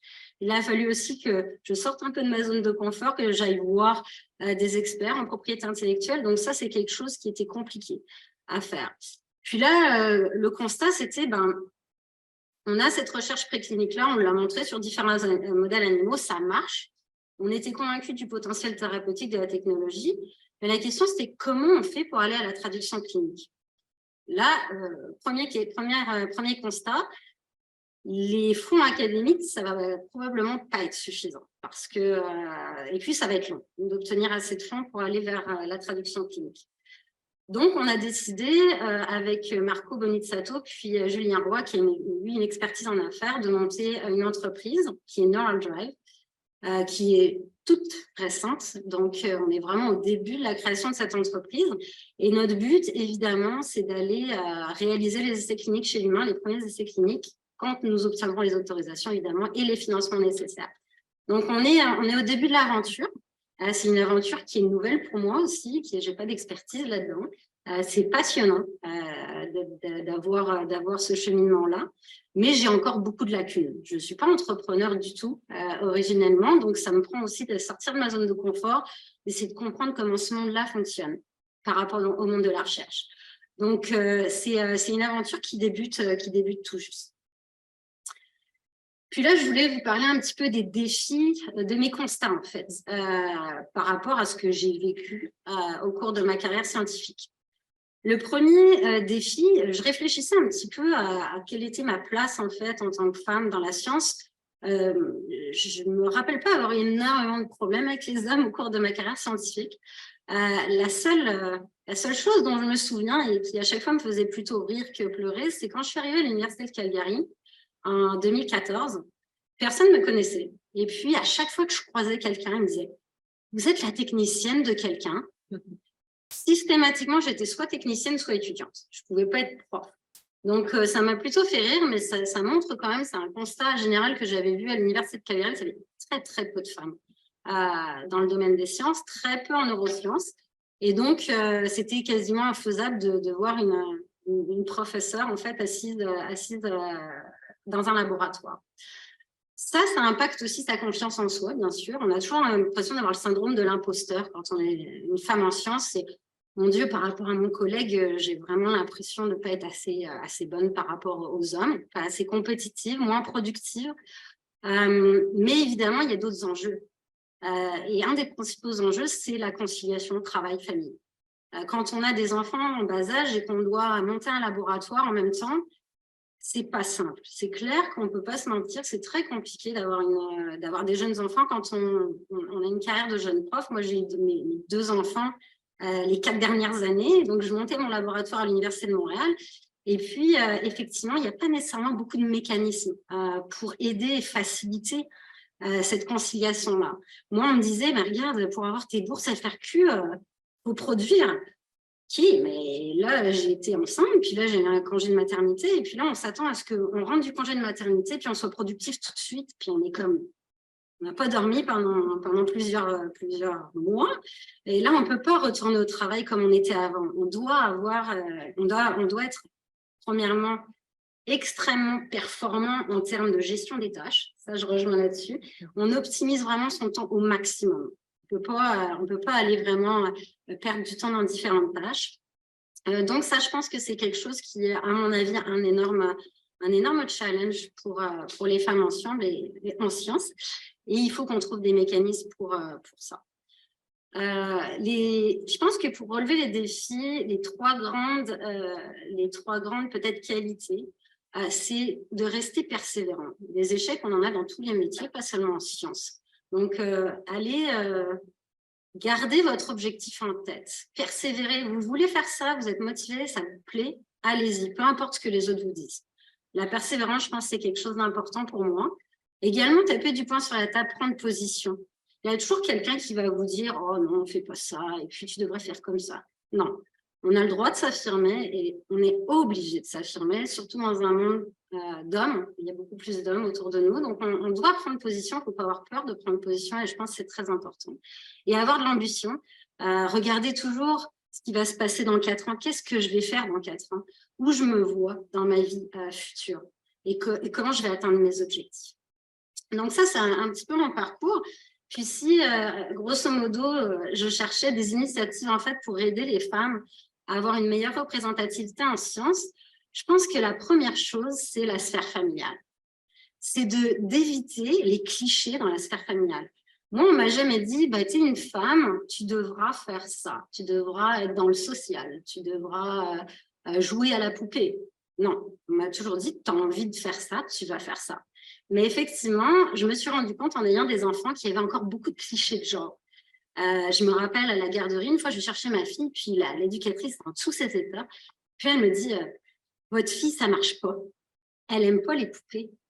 Elle aime pas les poupées, puis elle les jette. Je dis, c'est correct. Elle me dit, il faut qu'elle aille voir un psychologue.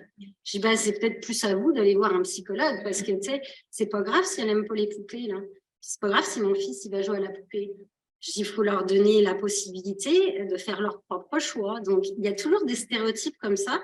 Et je pense qu'effectivement, en tant que parents, on a une responsabilité aussi d'éveiller la curiosité de nos enfants, de leur donner des outils dès le plus jeune âge pour être curieux, leur laisser toucher à plein de choses différentes. La deuxième chose, je pense, c'est faire connaître notre métier, être un mentor pour toutes les femmes, d'ouvrir son laboratoire. C'est rare que les professeurs veuillent bien ouvrir leur laboratoire aux étudiants de cégep, aux étudiants du bac. Puis ça, c'est quelque chose que je me suis dit que je voulais changer. Donc, je permets plus aux étudiants de visiter les labos, de leur montrer quel est notre métier. Je pense que d'avoir des figures féminines qui leur montrent un petit peu qu'on peut le faire, on n'est pas derrière notre paillasse avec une blouse puis on ressemble à un vieux fou quand on fait de la science. C'est important de démystifier ça aussi et de montrer aux jeunes femmes que oui, c'est un métier pour elles aussi. Donc, leur ouvrir un petit peu les portes du labo, je pense que c'est important. Ce genre d'initiative aussi, c'est important pour leur permettre de découvrir notre milieu. Et évidemment, retourner au travail pour éviter justement la fuite des cerveaux. Hein. On voit vraiment les femmes qui s'en vont après la maîtrise, après le doctorat ou le postdoc, c'est d'avoir probablement dans l'organisation, dans nos organisations, dans les universités, de permettre une flexibilité peut-être dans l'organisation de travail, d'avoir des stratégies pour permettre cette flexibilité-là et de leur permettre de conserver une vie familiale tout en étant scientifique. Donc, je vous remercie beaucoup de votre attention. Je vous remercie d'être là, que ce soit en virtuel ou en présentiel. Et puis, j'espère qu'on aura une discussion passionnante par la suite. Merci beaucoup.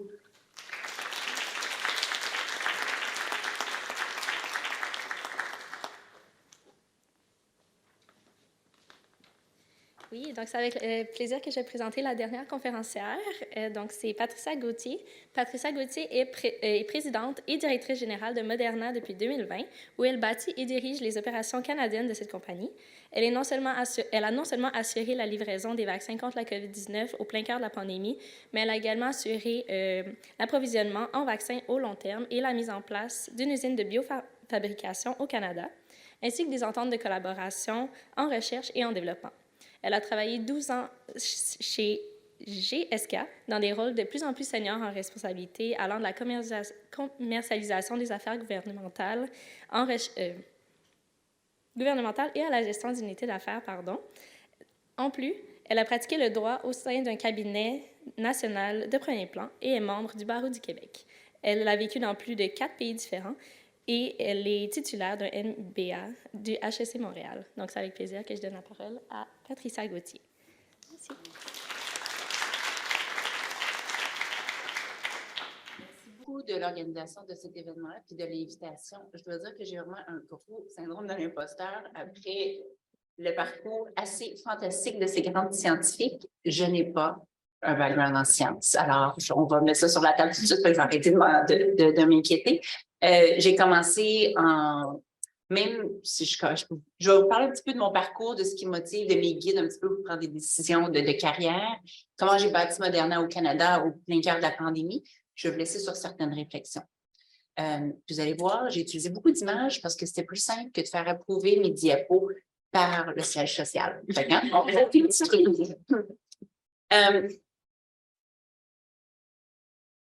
J'ai fait mon bac, mon DEC au cégep. J'étais un petit peu pas certaine de ce que je voulais faire. Puis c'est un peu les images ici. Le but ici, c'était de dire, des fois, on ne sait pas, il faut juste commencer quelque part puis être prêt à prendre des tournants. Il y a beaucoup de thèmes qui se rejoignent, dont la flexibilité. Donc, quand j'ai fait mon DEC au cégep, je n'étais pas certaine si j'allais faire de l'administration, de la psychologie, du droit. Alors, je suis allée voir le bureau, puis j'ai dit, moi, je suis curieuse, je veux faire un peu de tout. Fait que je peux faire un programme sur mesure avec les maths pour aller en administration, la biologie, puis les stats pour aller en psycho, puis je vais faire un peu de politique et d'affaires internationales, puis ça va me servir pour le droit. Et donc, j'ai rentré en psycho à McGill. Et après, à Pâques, je vous dirais, j'en avais assez des auditoriums à 500 étudiants. Puis je me disais, moi, je ne suis pas une spécialiste. Je suis vraiment une généraliste. La neuropsychologie m'intéressait vraiment beaucoup, mais je ne me voyais pas faire un doctorat dans quelque chose d'aussi pointu. Puis je vais vous expliquer pourquoi, si vous allez comprendre pourquoi après. Donc, puis mes parents m'avaient dit, fais un bac, on paye juste pour un. Fait que décide-toi, puis fais-en juste un. Puis j'allais voir mon père à part, je dis, papa, la psycho, c'est le fun, mais je pense que je vais aller en droit. On va t'arranger ça. Fait que je suis rentrée à l'Université de Sherbrooke en droit. Et je rêvais de travailler à l'ONU, en droit international, je suis à l'endroit parce que je voulais changer le monde. J'ai travaillé chez McCarthy Tétrault en droit médical, en grande partie. C'était une grande partie de ma pratique en litige. Donc, je représentais des médecins et c'était fascinant. C'était fascinant parce que ça me permettait d'apprendre un petit peu sur leur travail. J'épluchais des dossiers médicaux et tu finis par apprendre beaucoup de choses là-dessus. Mais c'est aussi très difficile émotivement parce que des fois, il arrive des choses, il y a des accouchements qui ne vont pas bien, puis là, tu voudrais pouvoir donner des millions et des millions de dollars à la famille, mais la compagnie d'assurance pour laquelle se faire dit non, 1 million, c'est assez. Puis, fait que j'avais beaucoup de problèmes des fois à réconcilier tout ça avec, je voulais faire une différence dans le monde, mais le droit, c'est le droit, puis des fois, on ne fait pas ce qu'on veut, la tête et le cœur ne vont pas tout le temps ensemble. Et on est parti à l'étranger, mon conjoint a fait son MBA à l'étranger, donc j'ai pris un peu le temps de réfléchir, de me reconnecter un petit peu avec mes valeurs, avec pourquoi j'étais à l'endroit, qu'est-ce qui me parlait. Je me déménageais à Londres, puis à Londres, je travaillais encore chez McCarthy, puis je travaillais en appel public à l'épargne, en fusion-acquisition. J'étais rentrée chez McCarthy, il m'avait dit, on a besoin de quelqu'un, mais c'est un poste vraiment junior. J'étais quasiment associée à Montréal. Je dis, moi, ça ne me dérange pas, là, ça fait 8 mois que je travaille pas, je travaillais chez Starbucks, fait que donnez-moi n'importe quoi à faire, je vais être contente. Et là, après 1 an, je voyais en fait que ce que je voulais faire, c'est ce que mes clients faisaient. Je voulais faire la stratégie d'entreprise, des opérations, pas les contrats, puis la due diligence et tout ça. Donc, je suis revenue à Montréal. J'ai fait mon MBA au HEC, un programme de 12 mois super intense. Mon conjoint est encore à Londres, puis 6 semaines, j'allais passer une fin de semaine. Et on s'est dit, le premier qui se trouve un emploi au Canada, c'est ce qu'on fait. Puis, pendant qu'on était en voyage, j'avais fait beaucoup de coaching, puis beaucoup d'introspection, puis j'avais réalisé qu'en fait, je voulais aller en entreprise, puis je travaillais dans une entreprise qui avait un impact sur la société. Puis il y avait 2 champs qui m'intéressaient, soit les énergies vertes ou la pharmaceutique. Et je sais, dans une faculté de médecine, c'est très controversé, la pharmaceutique. Je sais que ça ne fait pas l'unanimité, mais moi, j'y crois profondément qu'il y a des choses très bien qui peuvent en sortir, en autant qu'on le fait avec éthique et de la bonne façon. Donc, j'ai été recrutée par GSK et ils m'ont recrutée dans leur programme de développement de leadership. Ils m'ont dit, il faut que tu commences au ventre. Fait que là, j'étais associée, j'étais avocate chez McCarthy, 2 ans d'être associée. Je faisais du droit médical, j'allais voir des médecins à Sainte-Justine. C'était comme, oh, Maître Gauthier, j'avais comme 30 ans. Maître Gauthier, puis je les aidais. Et là, j'essayais d'aller voir des médecins avec mon petit sac, mes échantillons, puis d'avoir 2 minutes pour leur parler mes petits messages clés. Belle leçon d'humilité. Et ça a été très important parce que j'ai géré des équipes de vente après, puis c'était important de comprendre la difficulté de leur travail, mais aussi comment on connecte bien avec des gens pour pouvoir avoir des conversations qui ont un impact et qui amènent les gens à avoir l'information dont ils ont besoin. Et j'ai gravi, j'ai passé 12 ans chez GSK. En 12 ans, j'ai eu 8 emplois et 2 enfants. Vous comprenez, faire un doctorat, pour moi, ça ne fonctionnait pas. Je ne suis pas une spécialiste. À chaque année, chaque 2 ans, je suis comme, OK, j'ai vu d'autres choses, j'ai vu un nouveau défi. Alors, j'ai fait plusieurs rôles, toujours au commercial. J'ai été chief of staff pour le président, j'ai fait des affaires gouvernementales, d'accès au marché. Puis, mon dernier rôle chez GSK, j'étais en charge de l'unité d'affaires pour les vaccins. Et là, j'étais sur un chemin GSK global pour faire des rôles. J'avais 2 offres d'emploi, une à Londres, une aux États-Unis, pour aller faire du marketing global. Je parlais à mon président régional, qu'est-ce que je vais vraiment apprendre? Ben là, je ne le sais pas, là, mais check the box, puis après ça, tu vas être voir un general manager. Je dis, moi, là, I don't check boxes. Il faut qu'il y ait un but, il faut que je puisse apprendre quelque chose.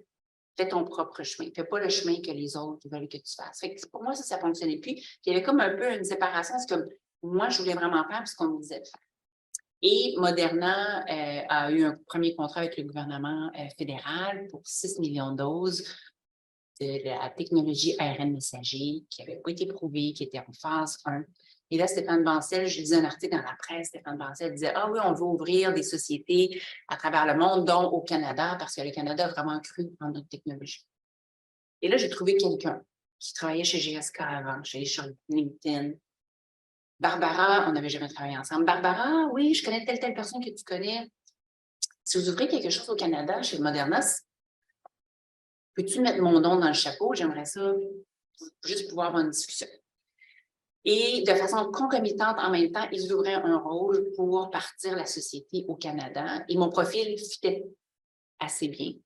Mais c'était un gros saut en bungee parce que là, Moderna n'avait pas d'études cliniques. Les données de phase 3 n'étaient pas encore sorties. J'étais pour être la première employée au Canada. De mon bureau, j'habite à Toronto, de mon bureau à la maison, avec aucun employé. Moderna avait 1000 employés dans le monde environ. Fait que même le support de l'organisation globale était tout petit. Puis je ne sais pas pourquoi, mais ça me parlait. Puis là, j'avais mes 2 offres d'emploi GSK. Fait que je me suis levée un matin super tôt avec mon café. Je me suis fait une petite matrice BCG, là, 2 par 2, avec les pour, les contre de chaque rôle. Puis qu'est-ce que chacun me permettait de développer, les défis. Puis je dis, ben, c'est un no-brainer. La case Moderna était remplie, puis les autres cases, il n'y avait pas grand-chose dedans. Alors, j'ai fait le saut. Puis quand j'ai appelé mon patron, qui était président-directeur général de GSK, il dit, est-ce que tu es sûr? Je dis, tu fous, toi? Je dis, ben non, je ne suis pas sûre. Il n'y a même pas de données de phase 3. C'est un saut en bungee complètement, mais je disais quelque chose qui me parle. Je viens d'une famille d'entrepreneurs de Trois-Rivières. Mes parents, mon père avait une belle carrière dans une grosse compagnie. Donc, donner la voiture de compagnie, hypothéquer la maison, partir leur entreprise. Fait qu'il y avait vraiment un cas qui me parlait là-dedans. Puis je suis vraiment reconnaissante du parcours que j'ai eu chez GSK parce qu'ils ont fait de moi la leader que je suis aujourd'hui. Passer tout droit à une organisation, une grosse organisation globale, ça a été un gros step, un gros changement qui me donnait du succès comme avocate et pas ce qui m'a donné du succès dans une grande entreprise comme leader. Fait que j'ai eu beaucoup d'apprentissage de leadership. Mais là, c'était le temps de faire le saut ailleurs. Fait que je vais vous parler un petit peu tantôt du saut chez Moderna, mais ça, c'est un petit peu ce qui m'a rendu là. Si je vais sur l'approche, puis le message ici, c'est quand on est à l'université, on n'a pas besoin de savoir exactement le travail qu'on va faire. Je pense que ce qui est important, c'est d'avoir un sens de direction qui est ancré dans nos valeurs. Qu'est-ce qui nous parle? Qu'est-ce qu'on a comme vision pour nous-mêmes dans 10, 20, 30 ans? D'avoir un sens de direction pour nous, d'être prêt à prendre un chemin puis bifurquer. Puis, il y a très peu de choses permanentes dans la vie. Fait que, on peut prendre un chemin à droite, puis on se rend compte 2 ans plus tard que c'est pas tout à fait ça. Ben, on tourne à gauche, on tourne un petit peu à droite ou un petit peu par en arrière. On peut toujours s'ajuster. Fait que, faut pas trop prendre ça au sérieux et dire il faut que j'ai un chemin tracé. Je pense qu'il faut apprécier le cheminement puis apprendre au cours du cheminement. Moi, ce qui m'a motivée et ce qui m'a aidé à prendre des décisions dans ma carrière, c'est ces 3 piliers-là.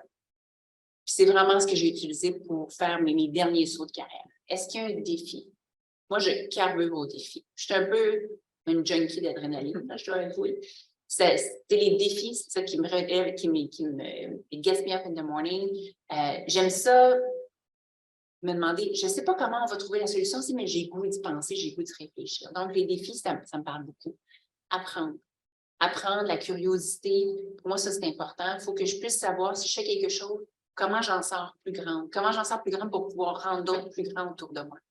Puis j'ai appris au cours du temps que, je veux dire, j'ai adoré aller à l'école, puis j'ai continué à faire des formations continues, etc. Mais moi, j'apprends beaucoup sur le tas. Donnez-moi un nouveau travail que j'ai jamais fait, quelque chose à bâtir, puis c'est là que j'apprends le plus. Puis je m'entoure de bonnes personnes, mais c'est vraiment une façon pour moi d'accélérer mon apprentissage. Puis, le dernier pilier, c'est d'avoir un impact positif. Ça, je pense que ça rejoint beaucoup ce que vous avez dit, mesdames. Peu importe ce que c'est, je veux qu'il y ait au moins des gens autour de moi qui puissent bénéficier positivement.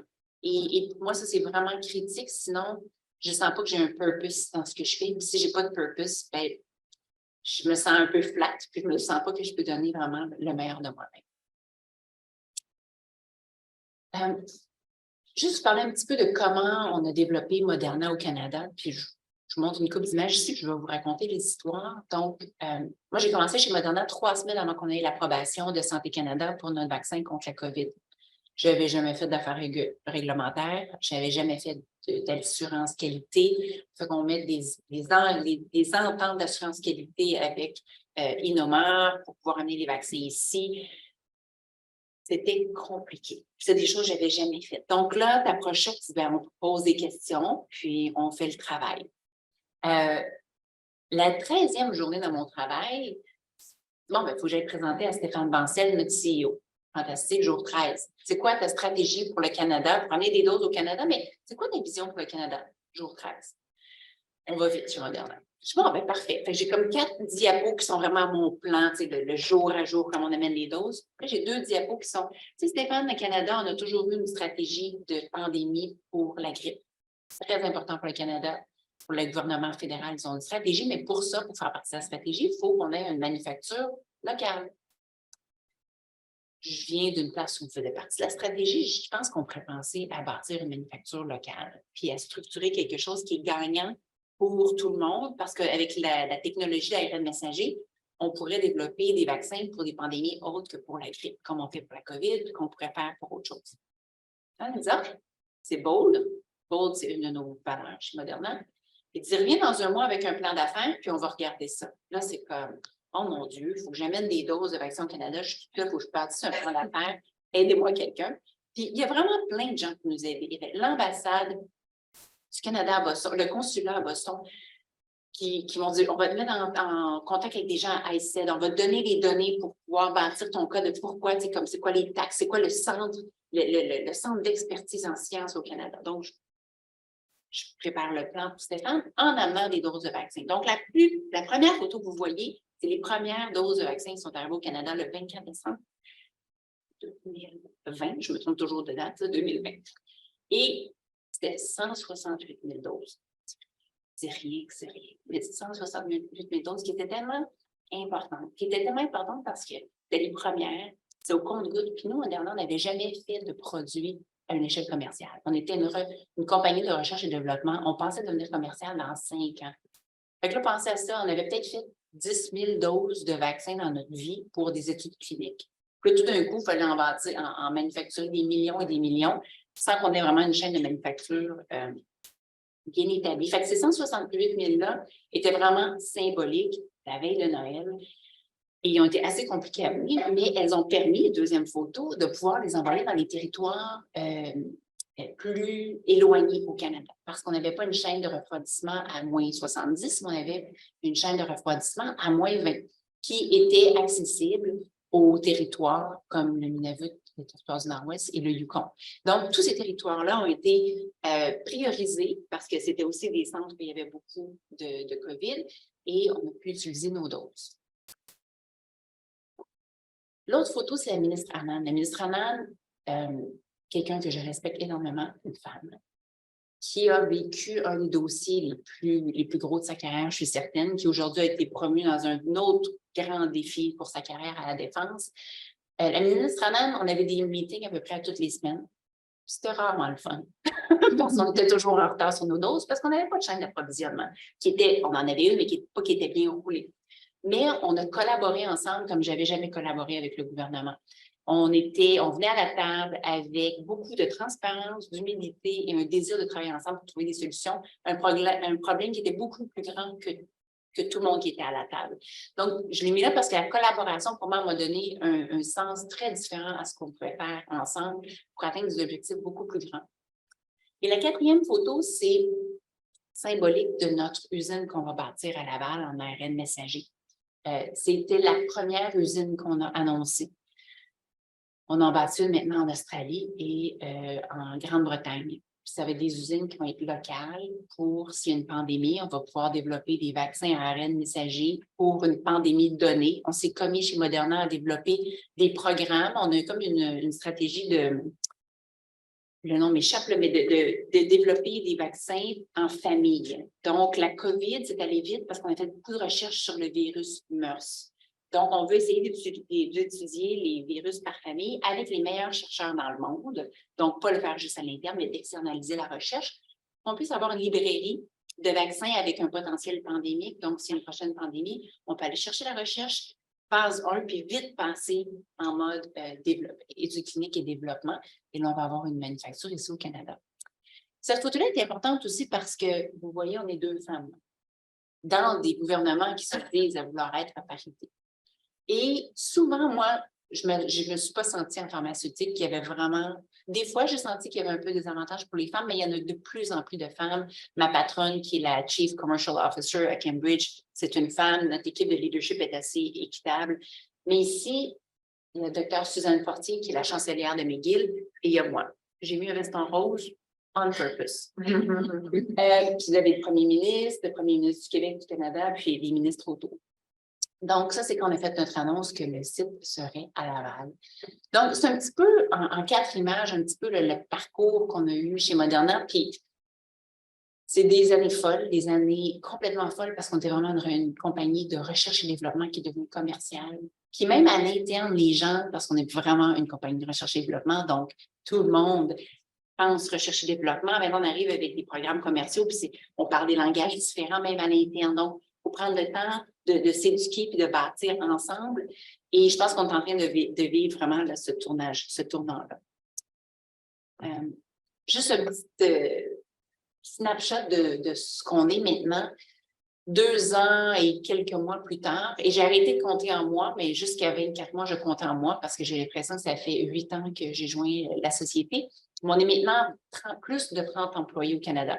22 dans la société filière de commerciale, mais 33 environ quand on compte les gens de recherche et développement, parce qu'il y a un grand bassin de talents à Montréal et à Toronto en recherche clinique, en beaucoup de types de rôles qui supportent le travail des collègues de Cambridge. Mon CEO est avec moi ici aujourd'hui et hier, et j'étais vraiment fière de pouvoir parler du bassin de talent qu'on a en recherche et développement, parce que c'est une des raisons pour laquelle on vient s'installer à Laval, mais 2 aussi pourquoi que je veux qu'on continue de bâtir l'équipe de Clinical Development, en fait, en leverageant le talent ou en utilisant le talent canadien qui peut rester au Canada et qui fait du travail avec les équipes globales. Donc, je pense que c'est des belles opportunités. On a un partenariat de 10 ans avec le gouvernement pour notre usine à Laval. C'est aussi une entente avec laquelle on s'est engagé à investir des sommes énormes en recherche et développement au Canada. Et ça, on veut le faire de plusieurs façons, à travers des études cliniques, à travers des ententes de collaboration qu'on va avoir avec des universités et des chercheurs. On est trop petits, puis on n'a vraiment pas la prétention de penser qu'on peut tout faire à l'interne chez Moderna. Donc, on veut vraiment aller chercher les meilleurs dans leur champ et pouvoir faire ça avec eux. On veut vraiment être un partenaire aussi dans l'écosystème. On a eu beaucoup de discussions avec l'Université de Montréal pour faire partie du hub de la pandémie, d'autres projets potentiels en intelligence artificielle. Donc, je pense que le meilleur est encore à venir, mais en 2 ans, pour moi, c'est vraiment important. J'étais une des premières présidentes directrices générales d'une filière et c'était vraiment important d'avoir le first mover advantage. Je voulais montrer à mes collègues dans les autres pays comment ça se fait gérer un pays. Fait que je suis allée vite pour faire beaucoup de choses. Puis là, maintenant, on peut vraiment solidifier. Et je vous dirais que les autres pays essaient de faire un petit peu de catch-up sur nous. En vous quittant, peut-être quelques réflexions de carrière, et c'est drôle parce qu'on a plusieurs les mêmes images sans s'être parlé. La première, c'est quelqu'un qui fait un saut. Je pense que ça, pour moi, ça me parle de faut se faire confiance dans la vie. Des fois, il faut avoir un leap of faith, mais il faut avoir un leap of faith en soi-même aussi.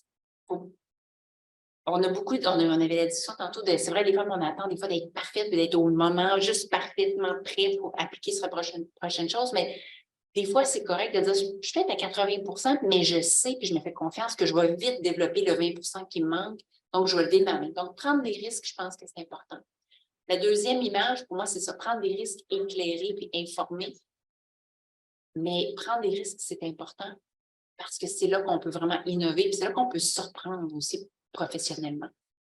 Si on revient en bas, je pense qu'être humain, être authentique, c'est vraiment important. Puis je pense que la pandémie nous a vraiment amené ça, elle a amené un niveau d'humanité vraiment renouvelé peut-être, puis de ne pas avoir peur de demander de l'aide. Il n'y a personne qui est superwoman, superman, de s'entourer, d'aller chercher d'aide, peu importe à quoi ça ressemble pour nous.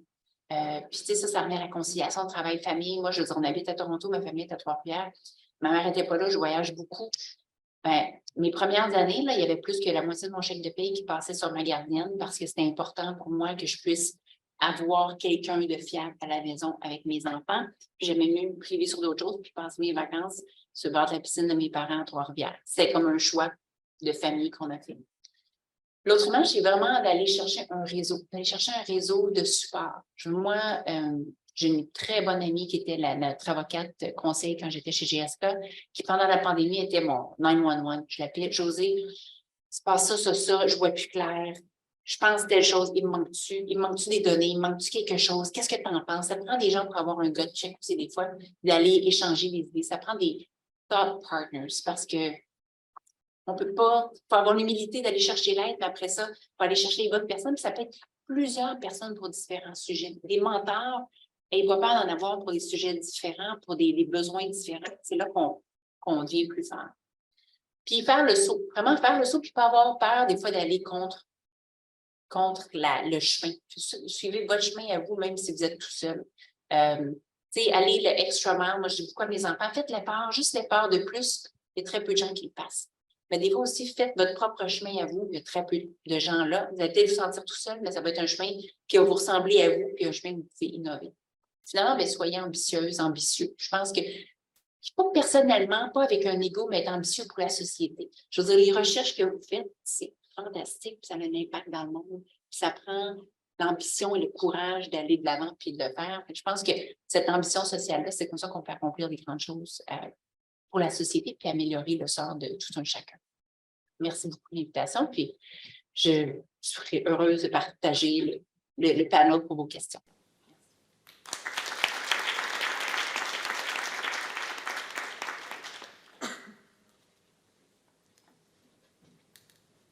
Donc, j'aimerais remercier toutes nos conférencières pour ces conférences vraiment très inspirantes. Donc, on va passer sans plus tarder à la période de questions. Donc, j'aimerais encourager les gens qui sont sur le Zoom en ligne de taper leurs questions dans le Q&A et Lucille se fera plaisir de les poser à voix haute. Pour les gens en salle, si vous avez des questions, on va fonctionner avec les micros qui sont devant vous. Donc, si jamais vous voulez poser une question, juste pesez sur le bouton qui est le plus large pour que votre micro soit allumé et que les gens en Zoom puissent également entendre vos questions. Donc, est-ce qu'on avait une question dans le Zoom, peut-être, pour commencer, Lucille? Pour le professeur Dubé. Donc, vous avez mentionné l'optimisation du temps et le fait de terminer les choses à l'avance pour y réfléchir et penser à les améliorer. Pour la personne qui pose la question, faire la même chose la faire entrer dans une spirale de perfectionnisme et la rendre anxieuse. Comment est-ce que vous avez fait ou avez-vous des stratégies que vous avez utilisées pour éviter de tomber justement dans cette spirale-là? Je comprends bien cette question-là parce que moi-même, j'ai souffert beaucoup de perfectionnisme.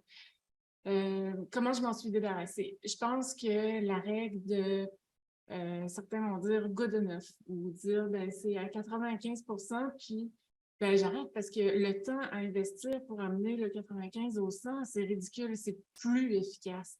Donc, il faut vivre avec le good enough en sachant dans notre tête, on a une petite pensée, puis on le sait que ça aurait pu être mieux, mais il faut l'accepter.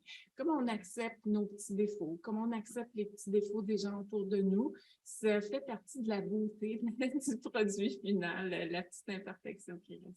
Donc, moi, c'est comme ça que j'ai appris à vivre avec ça. Merci beaucoup. Est-ce qu'on avait une question en salle pour poursuivre? Une question plutôt, mais pour les 4 conférenciers, c'est sûr qu'on parle beaucoup de relever des défis, faire le saut, aller plus loin, être ambitieux. Comment on garde notre bien-être, notre temps pour nous, et ça m'occupe de nous pour être bien pour nos étudiants, nos familles, nos collègues, nos amis. J'aimerais que vous attendiez sur ça.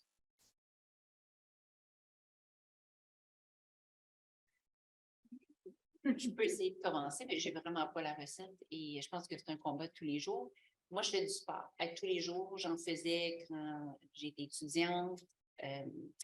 La veille de mes examens du barreau, tout le monde étudiait. Moi, je me disais, ça fait un mois que j'étudie. C'est pas ce soir que je vais régler les problèmes. J'allais nager 3 kilomètres, je dormais comme un bébé. Puis le lendemain, j'avais les idées fraîches. Pour moi, le sport, c'est super critique, même quand j'ai pas le temps. Je me lève vraiment tôt. Fait que une hygiène de vie, je pense que c'est important. Moi, le matin, c'est là que je pense le mieux. Fait que 5h15, je me lève, je travaille 1 heure, je m'entraîne, puis mes enfants se lèvent, puis j'optimise moi aussi. Puis je descends au bureau, dans l'auto, je parle au téléphone, mais Pour moi, faire du sport, ça l'aide. Faire de la méditation quand je suis anxieuse, ça l'aide. Respirer, là. Des fois, on oublie de respirer toute la journée. Aller prendre une marche, aller dans la nature. Je pense que ça moi, personnellement, ça m'aide à prendre beaucoup de perspectives. Puis quand je fais du sport, quand je cours ou quand je nage, c'est sûr, mais quand je cours, pas de musique. C'est mon seul temps pour penser. C'est mon seul temps calme. Puis je nage parce que c'est la seule place qu'il n'y a personne qui peut me déranger. Jamais. C'est ça. Il n'y a pas d'enfant qui me tire dessus. Il n'y a pas de collègue qui me ping. Puis il n'y a pas d'employé qui me tire sur une manche. Fait que c'est fantastique. Fait que pour moi, le sport, ça l'aide beaucoup. Puis garder une hygiène de vie le plus saine possible, de juste bien manger, essayer de bien dormir. La base, vraiment.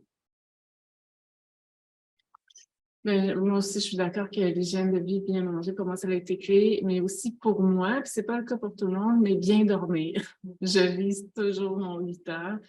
Sans quoi je souffre après. Ça dépend de quel travail on a à faire dans la journée, mais si on a un travail où on a besoin de rester concentré, moi, c'est souvent le cas de la rédaction, et j'ai besoin de mon 8 heures. Donc, comment on fait pour trouver le temps? Ben, j'avoue que quand on a des enfants à la maison, c'est plus difficile. C'est de bien communiquer aux gens autour de nous l'importance qu'ils ont pour nous, de passer du temps de qualité avec eux, mais de mettre clairement établir à quel point on a besoin de ce temps-là pour nous, que ce soit pour du travail ou pour faire une activité sportive personnelle, pour être bien, puis de ne pas se sentir coupable de le faire. Je pense qu'il faut le réserver, le temps, il faut le prendre. Moi, c'est pas tant le sport, je le fais parce qu'il faut, je suis pas divorcée, mais je le fais parce que j'aime bien le plein air. Moi, c'est surtout la lecture qui me permet une évasion, puis qui m'a gardée saine. Je peux peut-être revenir sur la natation. Hein? On a plein de points en commun, on s'aperçoit. Ben moi aussi, je nage. Je fais partie d'un club de maîtres. Puis, je vais nager 3 à 5 fois par semaine. Puis, ce que je trouve, c'est que effectivement, il n'y a personne d'autre qui peut me poser des questions. Mais en plus de ça, je trouve des solutions souvent en faisant ma natation. Ça me permet de réfléchir, ça me permet là, de mettre les choses en perspective. Fait que le sport est très important, la nature aussi, aller respirer dans la forêt, aller s'évader, c'est important. Puis peut-être quelque chose que je vais faire dans mon travail, c'est que quand je commence ma journée, très tôt le matin également, je vais regarder qu'est-ce que j'ai à faire dans ma journée, puis je vais commencer avec ce qui est le plus fun. Fait que de faire son horaire en fonction de ce qui est plus facile, plus agréable, puis ça nous donne la confiance de continuer puis de faire sa journée. Ça, c'est une suggestion. Alors moi, je ne suis pas du tout bonne à cette gestion-là, je l'avoue. C'est quelque chose qui me... j'ai beaucoup de mal à trouver du temps et dégager du temps pour moi, non pas à cause de mon métier seulement, mais parce que j'ai 2 petits-enfants qui me lâchent pas. Donc, c'est assez difficile. La chose que j'ai trouvée justement pour essayer d'avoir du temps de qualité en famille, c'est qu'on a un temps sans téléphone. Je trouve que en fait, c'est du harcèlement permanent, le fait d'avoir ces courriels qui popent sur le téléphone. C'est quelque chose que j'ai identifié comme un stresseur énorme dans ma vie. Donc, j'ai enlevé les notifications Outlook, première chose. Et deuxième chose, le soir, le téléphone, il est branché, mais il est loin de mes enfants. Donc, il y a un temps où il n'y a pas de consultation de courriel, où je vais prendre ce temps sans distraction de travail. Parce que c'est vrai qu'on a très vite tendance à se plonger l'ordinateur, on voit les trucs bam, bam, bam, puis on en a beaucoup, nous, des courriels quand même, je trouve, dans notre métier, à n'importe quelle heure du jour ou de la nuit. Donc, c'est vrai que moi, je trouve que c'est vraiment important de faire ça. Le sport aussi, faire de l'équitation et tout ça, c'est vraiment ressourçant. Je pense que c'est extrêmement important. Ouais. Si je peux juste ajouter quelque chose par rapport à la culpabilité, parce que c'est tellement un thème important. Puis, moi, je trouve que pendant la pandémie, j'ai 2 petites filles, 10 ans, 12 ans. Pendant la pandémie, elles ont passé beaucoup de temps, je travaillais vraiment beaucoup, mais elles ont passé beaucoup de temps dans mon bureau, à voir ce que je faisais, à comprendre ce que je faisais. Puis, je leur dis, tu sais, ma mère aime vraiment son travail, puis à t'adore, mais les 2 peuvent aller ensemble aussi. Puis, quand je pars faire du sport, maintenant, elles sont plus grandes. En bas de 4 ans, c'est difficile. Non? Mais quand je pars faire du sport, je me dis aussi, ça leur donne l'exemple. Des fois, c'est comment, ben viens, puis suis-moi en vélo. On va aller courir, mais suis-moi en vélo. Fait que, désintégrer aussi dans tout ça, ça l'aide à prendre du temps pour soi, mais aussi à avoir du temps en famille. La chose que je dirais, puis c'est un peu quétaine, mais la compassion pour soi-même, c'est important. On a tous des mauvaises journées, là. Ben, une mauvaise journée, c'est une mauvaise journée. On n'est pas obligé de se pousser, puis on peut juste aller se coucher vraiment de bonne heure, puis recommencer le lendemain, puis espérer que ça va être une meilleure journée. Je pense qu'à un moment donné, il faut se donner un petit peu de marge de manœuvre, puis prendre soin de soi de façon juste arrêtée, puis se donner cette chance-là, puis cette permission-là.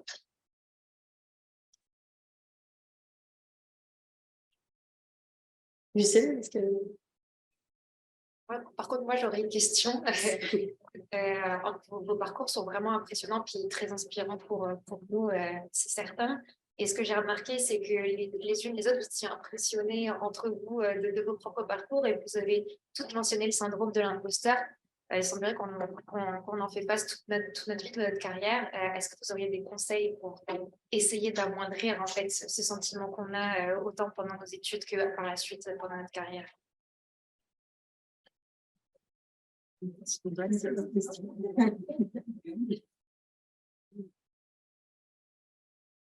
Je vais me lancer. Moi, quand j'étais avocate, le syndrome de l'imposteur, c'était omniprésent. Je pensais que c'était quelque chose qui était juste chez les femmes. Puis à en parler dans des soupers avec des avocats hommes, eux aussi en souffraient. Puis c'était un milieu, en droit, c'est très, comme en science, la perfection. La perfection, c'est critique. Ça en devient quasiment des fois un peu paralysant. Puis je suis tellement d'accord avec le point de, à un moment donné, 95%, c'est le diminishing return, d'arriver à 100%, ça ne vaut peut-être pas le temps, mais il faut savoir où est-ce que c'est important que ce soit 100%. Ça, c'est avoir la pensée critique de dire, ça, on ne peut pas faire moins que ça. Donc, je pense que le syndrome d'imposteur, ça touche beaucoup de gens. Moi, depuis quelques années, j'essaie de retourner le syndrome d'imposteur à mon avantage, puis dire, c'est correct parce que ça me pousse à toujours vouloir être meilleur, mais il faut que ça reste d'une façon qui n'est pas paralysante. Donc, en fait, je référais au syndrome de l'imposteur parce que, wow, je suis vraiment impressionnée. Puis avant, j'aurais comme fait, oh mon Dieu, je ne peux pas parler. Moi, j'ai pas un doctorat puis un post-doctorat. Là, ils vont penser quoi? Mais c'est quoi d'accepter que, ben non, c'est vrai. Mais j'ai fait d'autres études, puis je fais autre chose aujourd'hui, puis que tout le monde ensemble, on peut se compléter pour contribuer à la société d'une façon complémentaire. Et je pense que c'est au lieu de toujours regarder ce qu'on n'a pas, de regarder ce que les autres ont, qui sont complémentaires à ce que nous, on a, puis croire en ce qu'on a, puis ce qu'on peut contribuer. Puis, la dernière chose que je dirais, c'est correct d'avoir peur.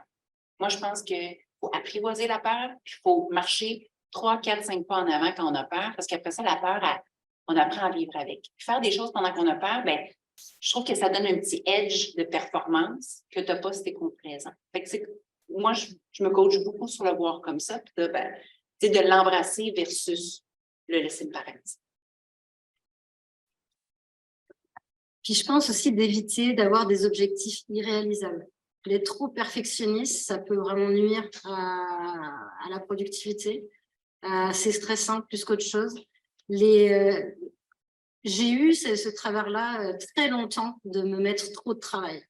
Je me réveillais, je voyais mon agenda de la journée, puis là, j'ai dit, je vais retourner me coucher, ça ne marchera jamais, j'arriverai jamais à faire tout ce que j'avais prévu. Alors maintenant, j'ai adopté une autre méthode de travail, je sais par tâche, j'en ai pour combien de temps, mais je me prévois toujours une marge d'imprévu dans ma journée. Parce qu'il y en a besoin, il y en a tous les jours des marges imprévues et des fois, ça fait partie de la journée au complet. Donc, il faut vraiment être réaliste sur les objectifs qu'on se donne, sans quoi, en fait, on se démotive tout seul. C'est de l'autoflagellation un petit peu. Là. Donc, il faut vraiment s'imposer des limites dans les objectifs qu'on se donne, que ce soit des objectifs quotidiens, mais aussi des objectifs à long terme. On ne peut pas dépasser, on ne peut pas faire plus que ce qu'on est capable de faire. Et donc, il faut vraiment connaître nos propres limites. Je pense que je peux donner des exemples de quoi ne pas faire quand on a le syndrome de l'imposteur. Je pense justement d'avoir le courage, là, c'est important d'aller de l'avant. Essayer d'éviter d'être combatif. Une des réactions qu'on peut avoir, c'est de dire « Ah, ben là, il faut vraiment que je montre que je suis forte et bonne. » Puis des fois, c'est pas beau à voir nécessairement. Puis ça ne nous sert pas. Oui, c'est ça. Donc, ça, c'est une chose, peut-être une des choses à éviter. L'autre chose c'est des erreurs que j'ai faites, puis c'est pour ça que je peux en parler, c'est de ne pas s'isoler, de ne pas dire, ah ben moi, je ne parle pas, puis de se fermer, puis de dire, ah, je vais attendre que ça passe, puis je me sors. D'avoir le courage d'interagir quand même, puis une fois qu'on a dit, ben, je suis impressionnée, wow, vous êtes impressionnant, ben, on peut être humain, puis on peut finalement continuer à être sans avoir à mettre un masque ou se fermer sur soi. Je pourrais peut-être ajouter que des fois, on a tendance à voir le verre à moitié vide là, hein, quand on se voit comme imposteur. Puis que c'est important de retourner en arrière puis de voir le parcours qu'on a fait jusqu'à maintenant. Qu'est-ce qu'on a réussi? Donc, de voir plutôt les côtés positifs. Puis ça nous aide à mettre les choses en perspective. Parce que j'ai l'impression que quand on a le syndrome de l'imposteur, ben, on voit tout noir. Mais comme l'exercice qu'on a fait de regarder un peu à travers notre parcours, notre carrière, moi, je me suis dit, oh mon Dieu, on a fait tout ça. En fait, c'est bien de retourner en arrière pour voir les choses positives et garder le verre à moitié plein plutôt qu'à moitié vide. Je vais ajouter aussi que, tu sais, on est dans une société de perfectionnisme, productivité, succès, médias sociaux. Tu sais, il n'y a personne qui met une photo aux médias sociaux quand il y a un désastre, quand tu sors de l'épicerie et tout tombe par terre, quand tu n'as pas ton lien resté, quand ton filet est jeté 10 000 fois, quand tu as appliqué pour ta demande 12 points. Il faut aussi relativiser pour ne pas comparer. Je pense que toutes les conférenciers ont parlé de notre propre chemin, notre propre objectif, tu sais, être bien dans notre peau, puis être content avec ce qu'on fait, puis aussi relativiser un petit peu parce que, tu sais, la joie, happiness, c'est des moments, c'est des petits moments, c'est pas toujours des gros moments. Tu sais, il faut, dans la société qu'on vit aussi, d'aller chercher un peu plus la qualité que la quantité. On va peut-être prendre une dernière question parce qu'on est déjà dépassé le temps qui était alloué à l'événement. C'est super intéressant. Fait que si on avait une dernière question en salle pour les conférencières.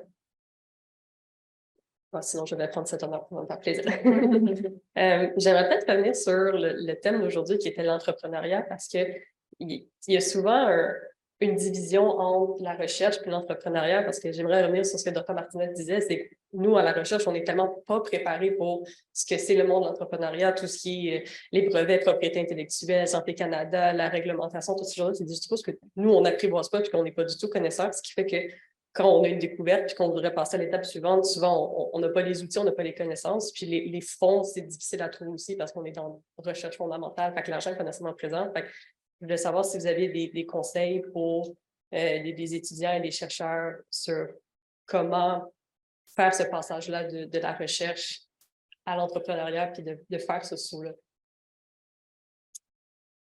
Alors, en fait, il y a plusieurs programmes qui existent à l'Université de Montréal, Poly, etc.,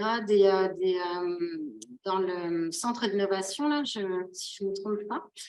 Il y a des programmes, nous, dont, par exemple, mon étudiant avait bénéficié à l'époque, le programme Technopreneur. L'entreprise avait été née de ce programme-là. Donc, il y a déjà des programmes installés à l'Université de Montréal, à Poly. Il y a des initiatives qui sont créées, beaucoup plus pour les étudiants.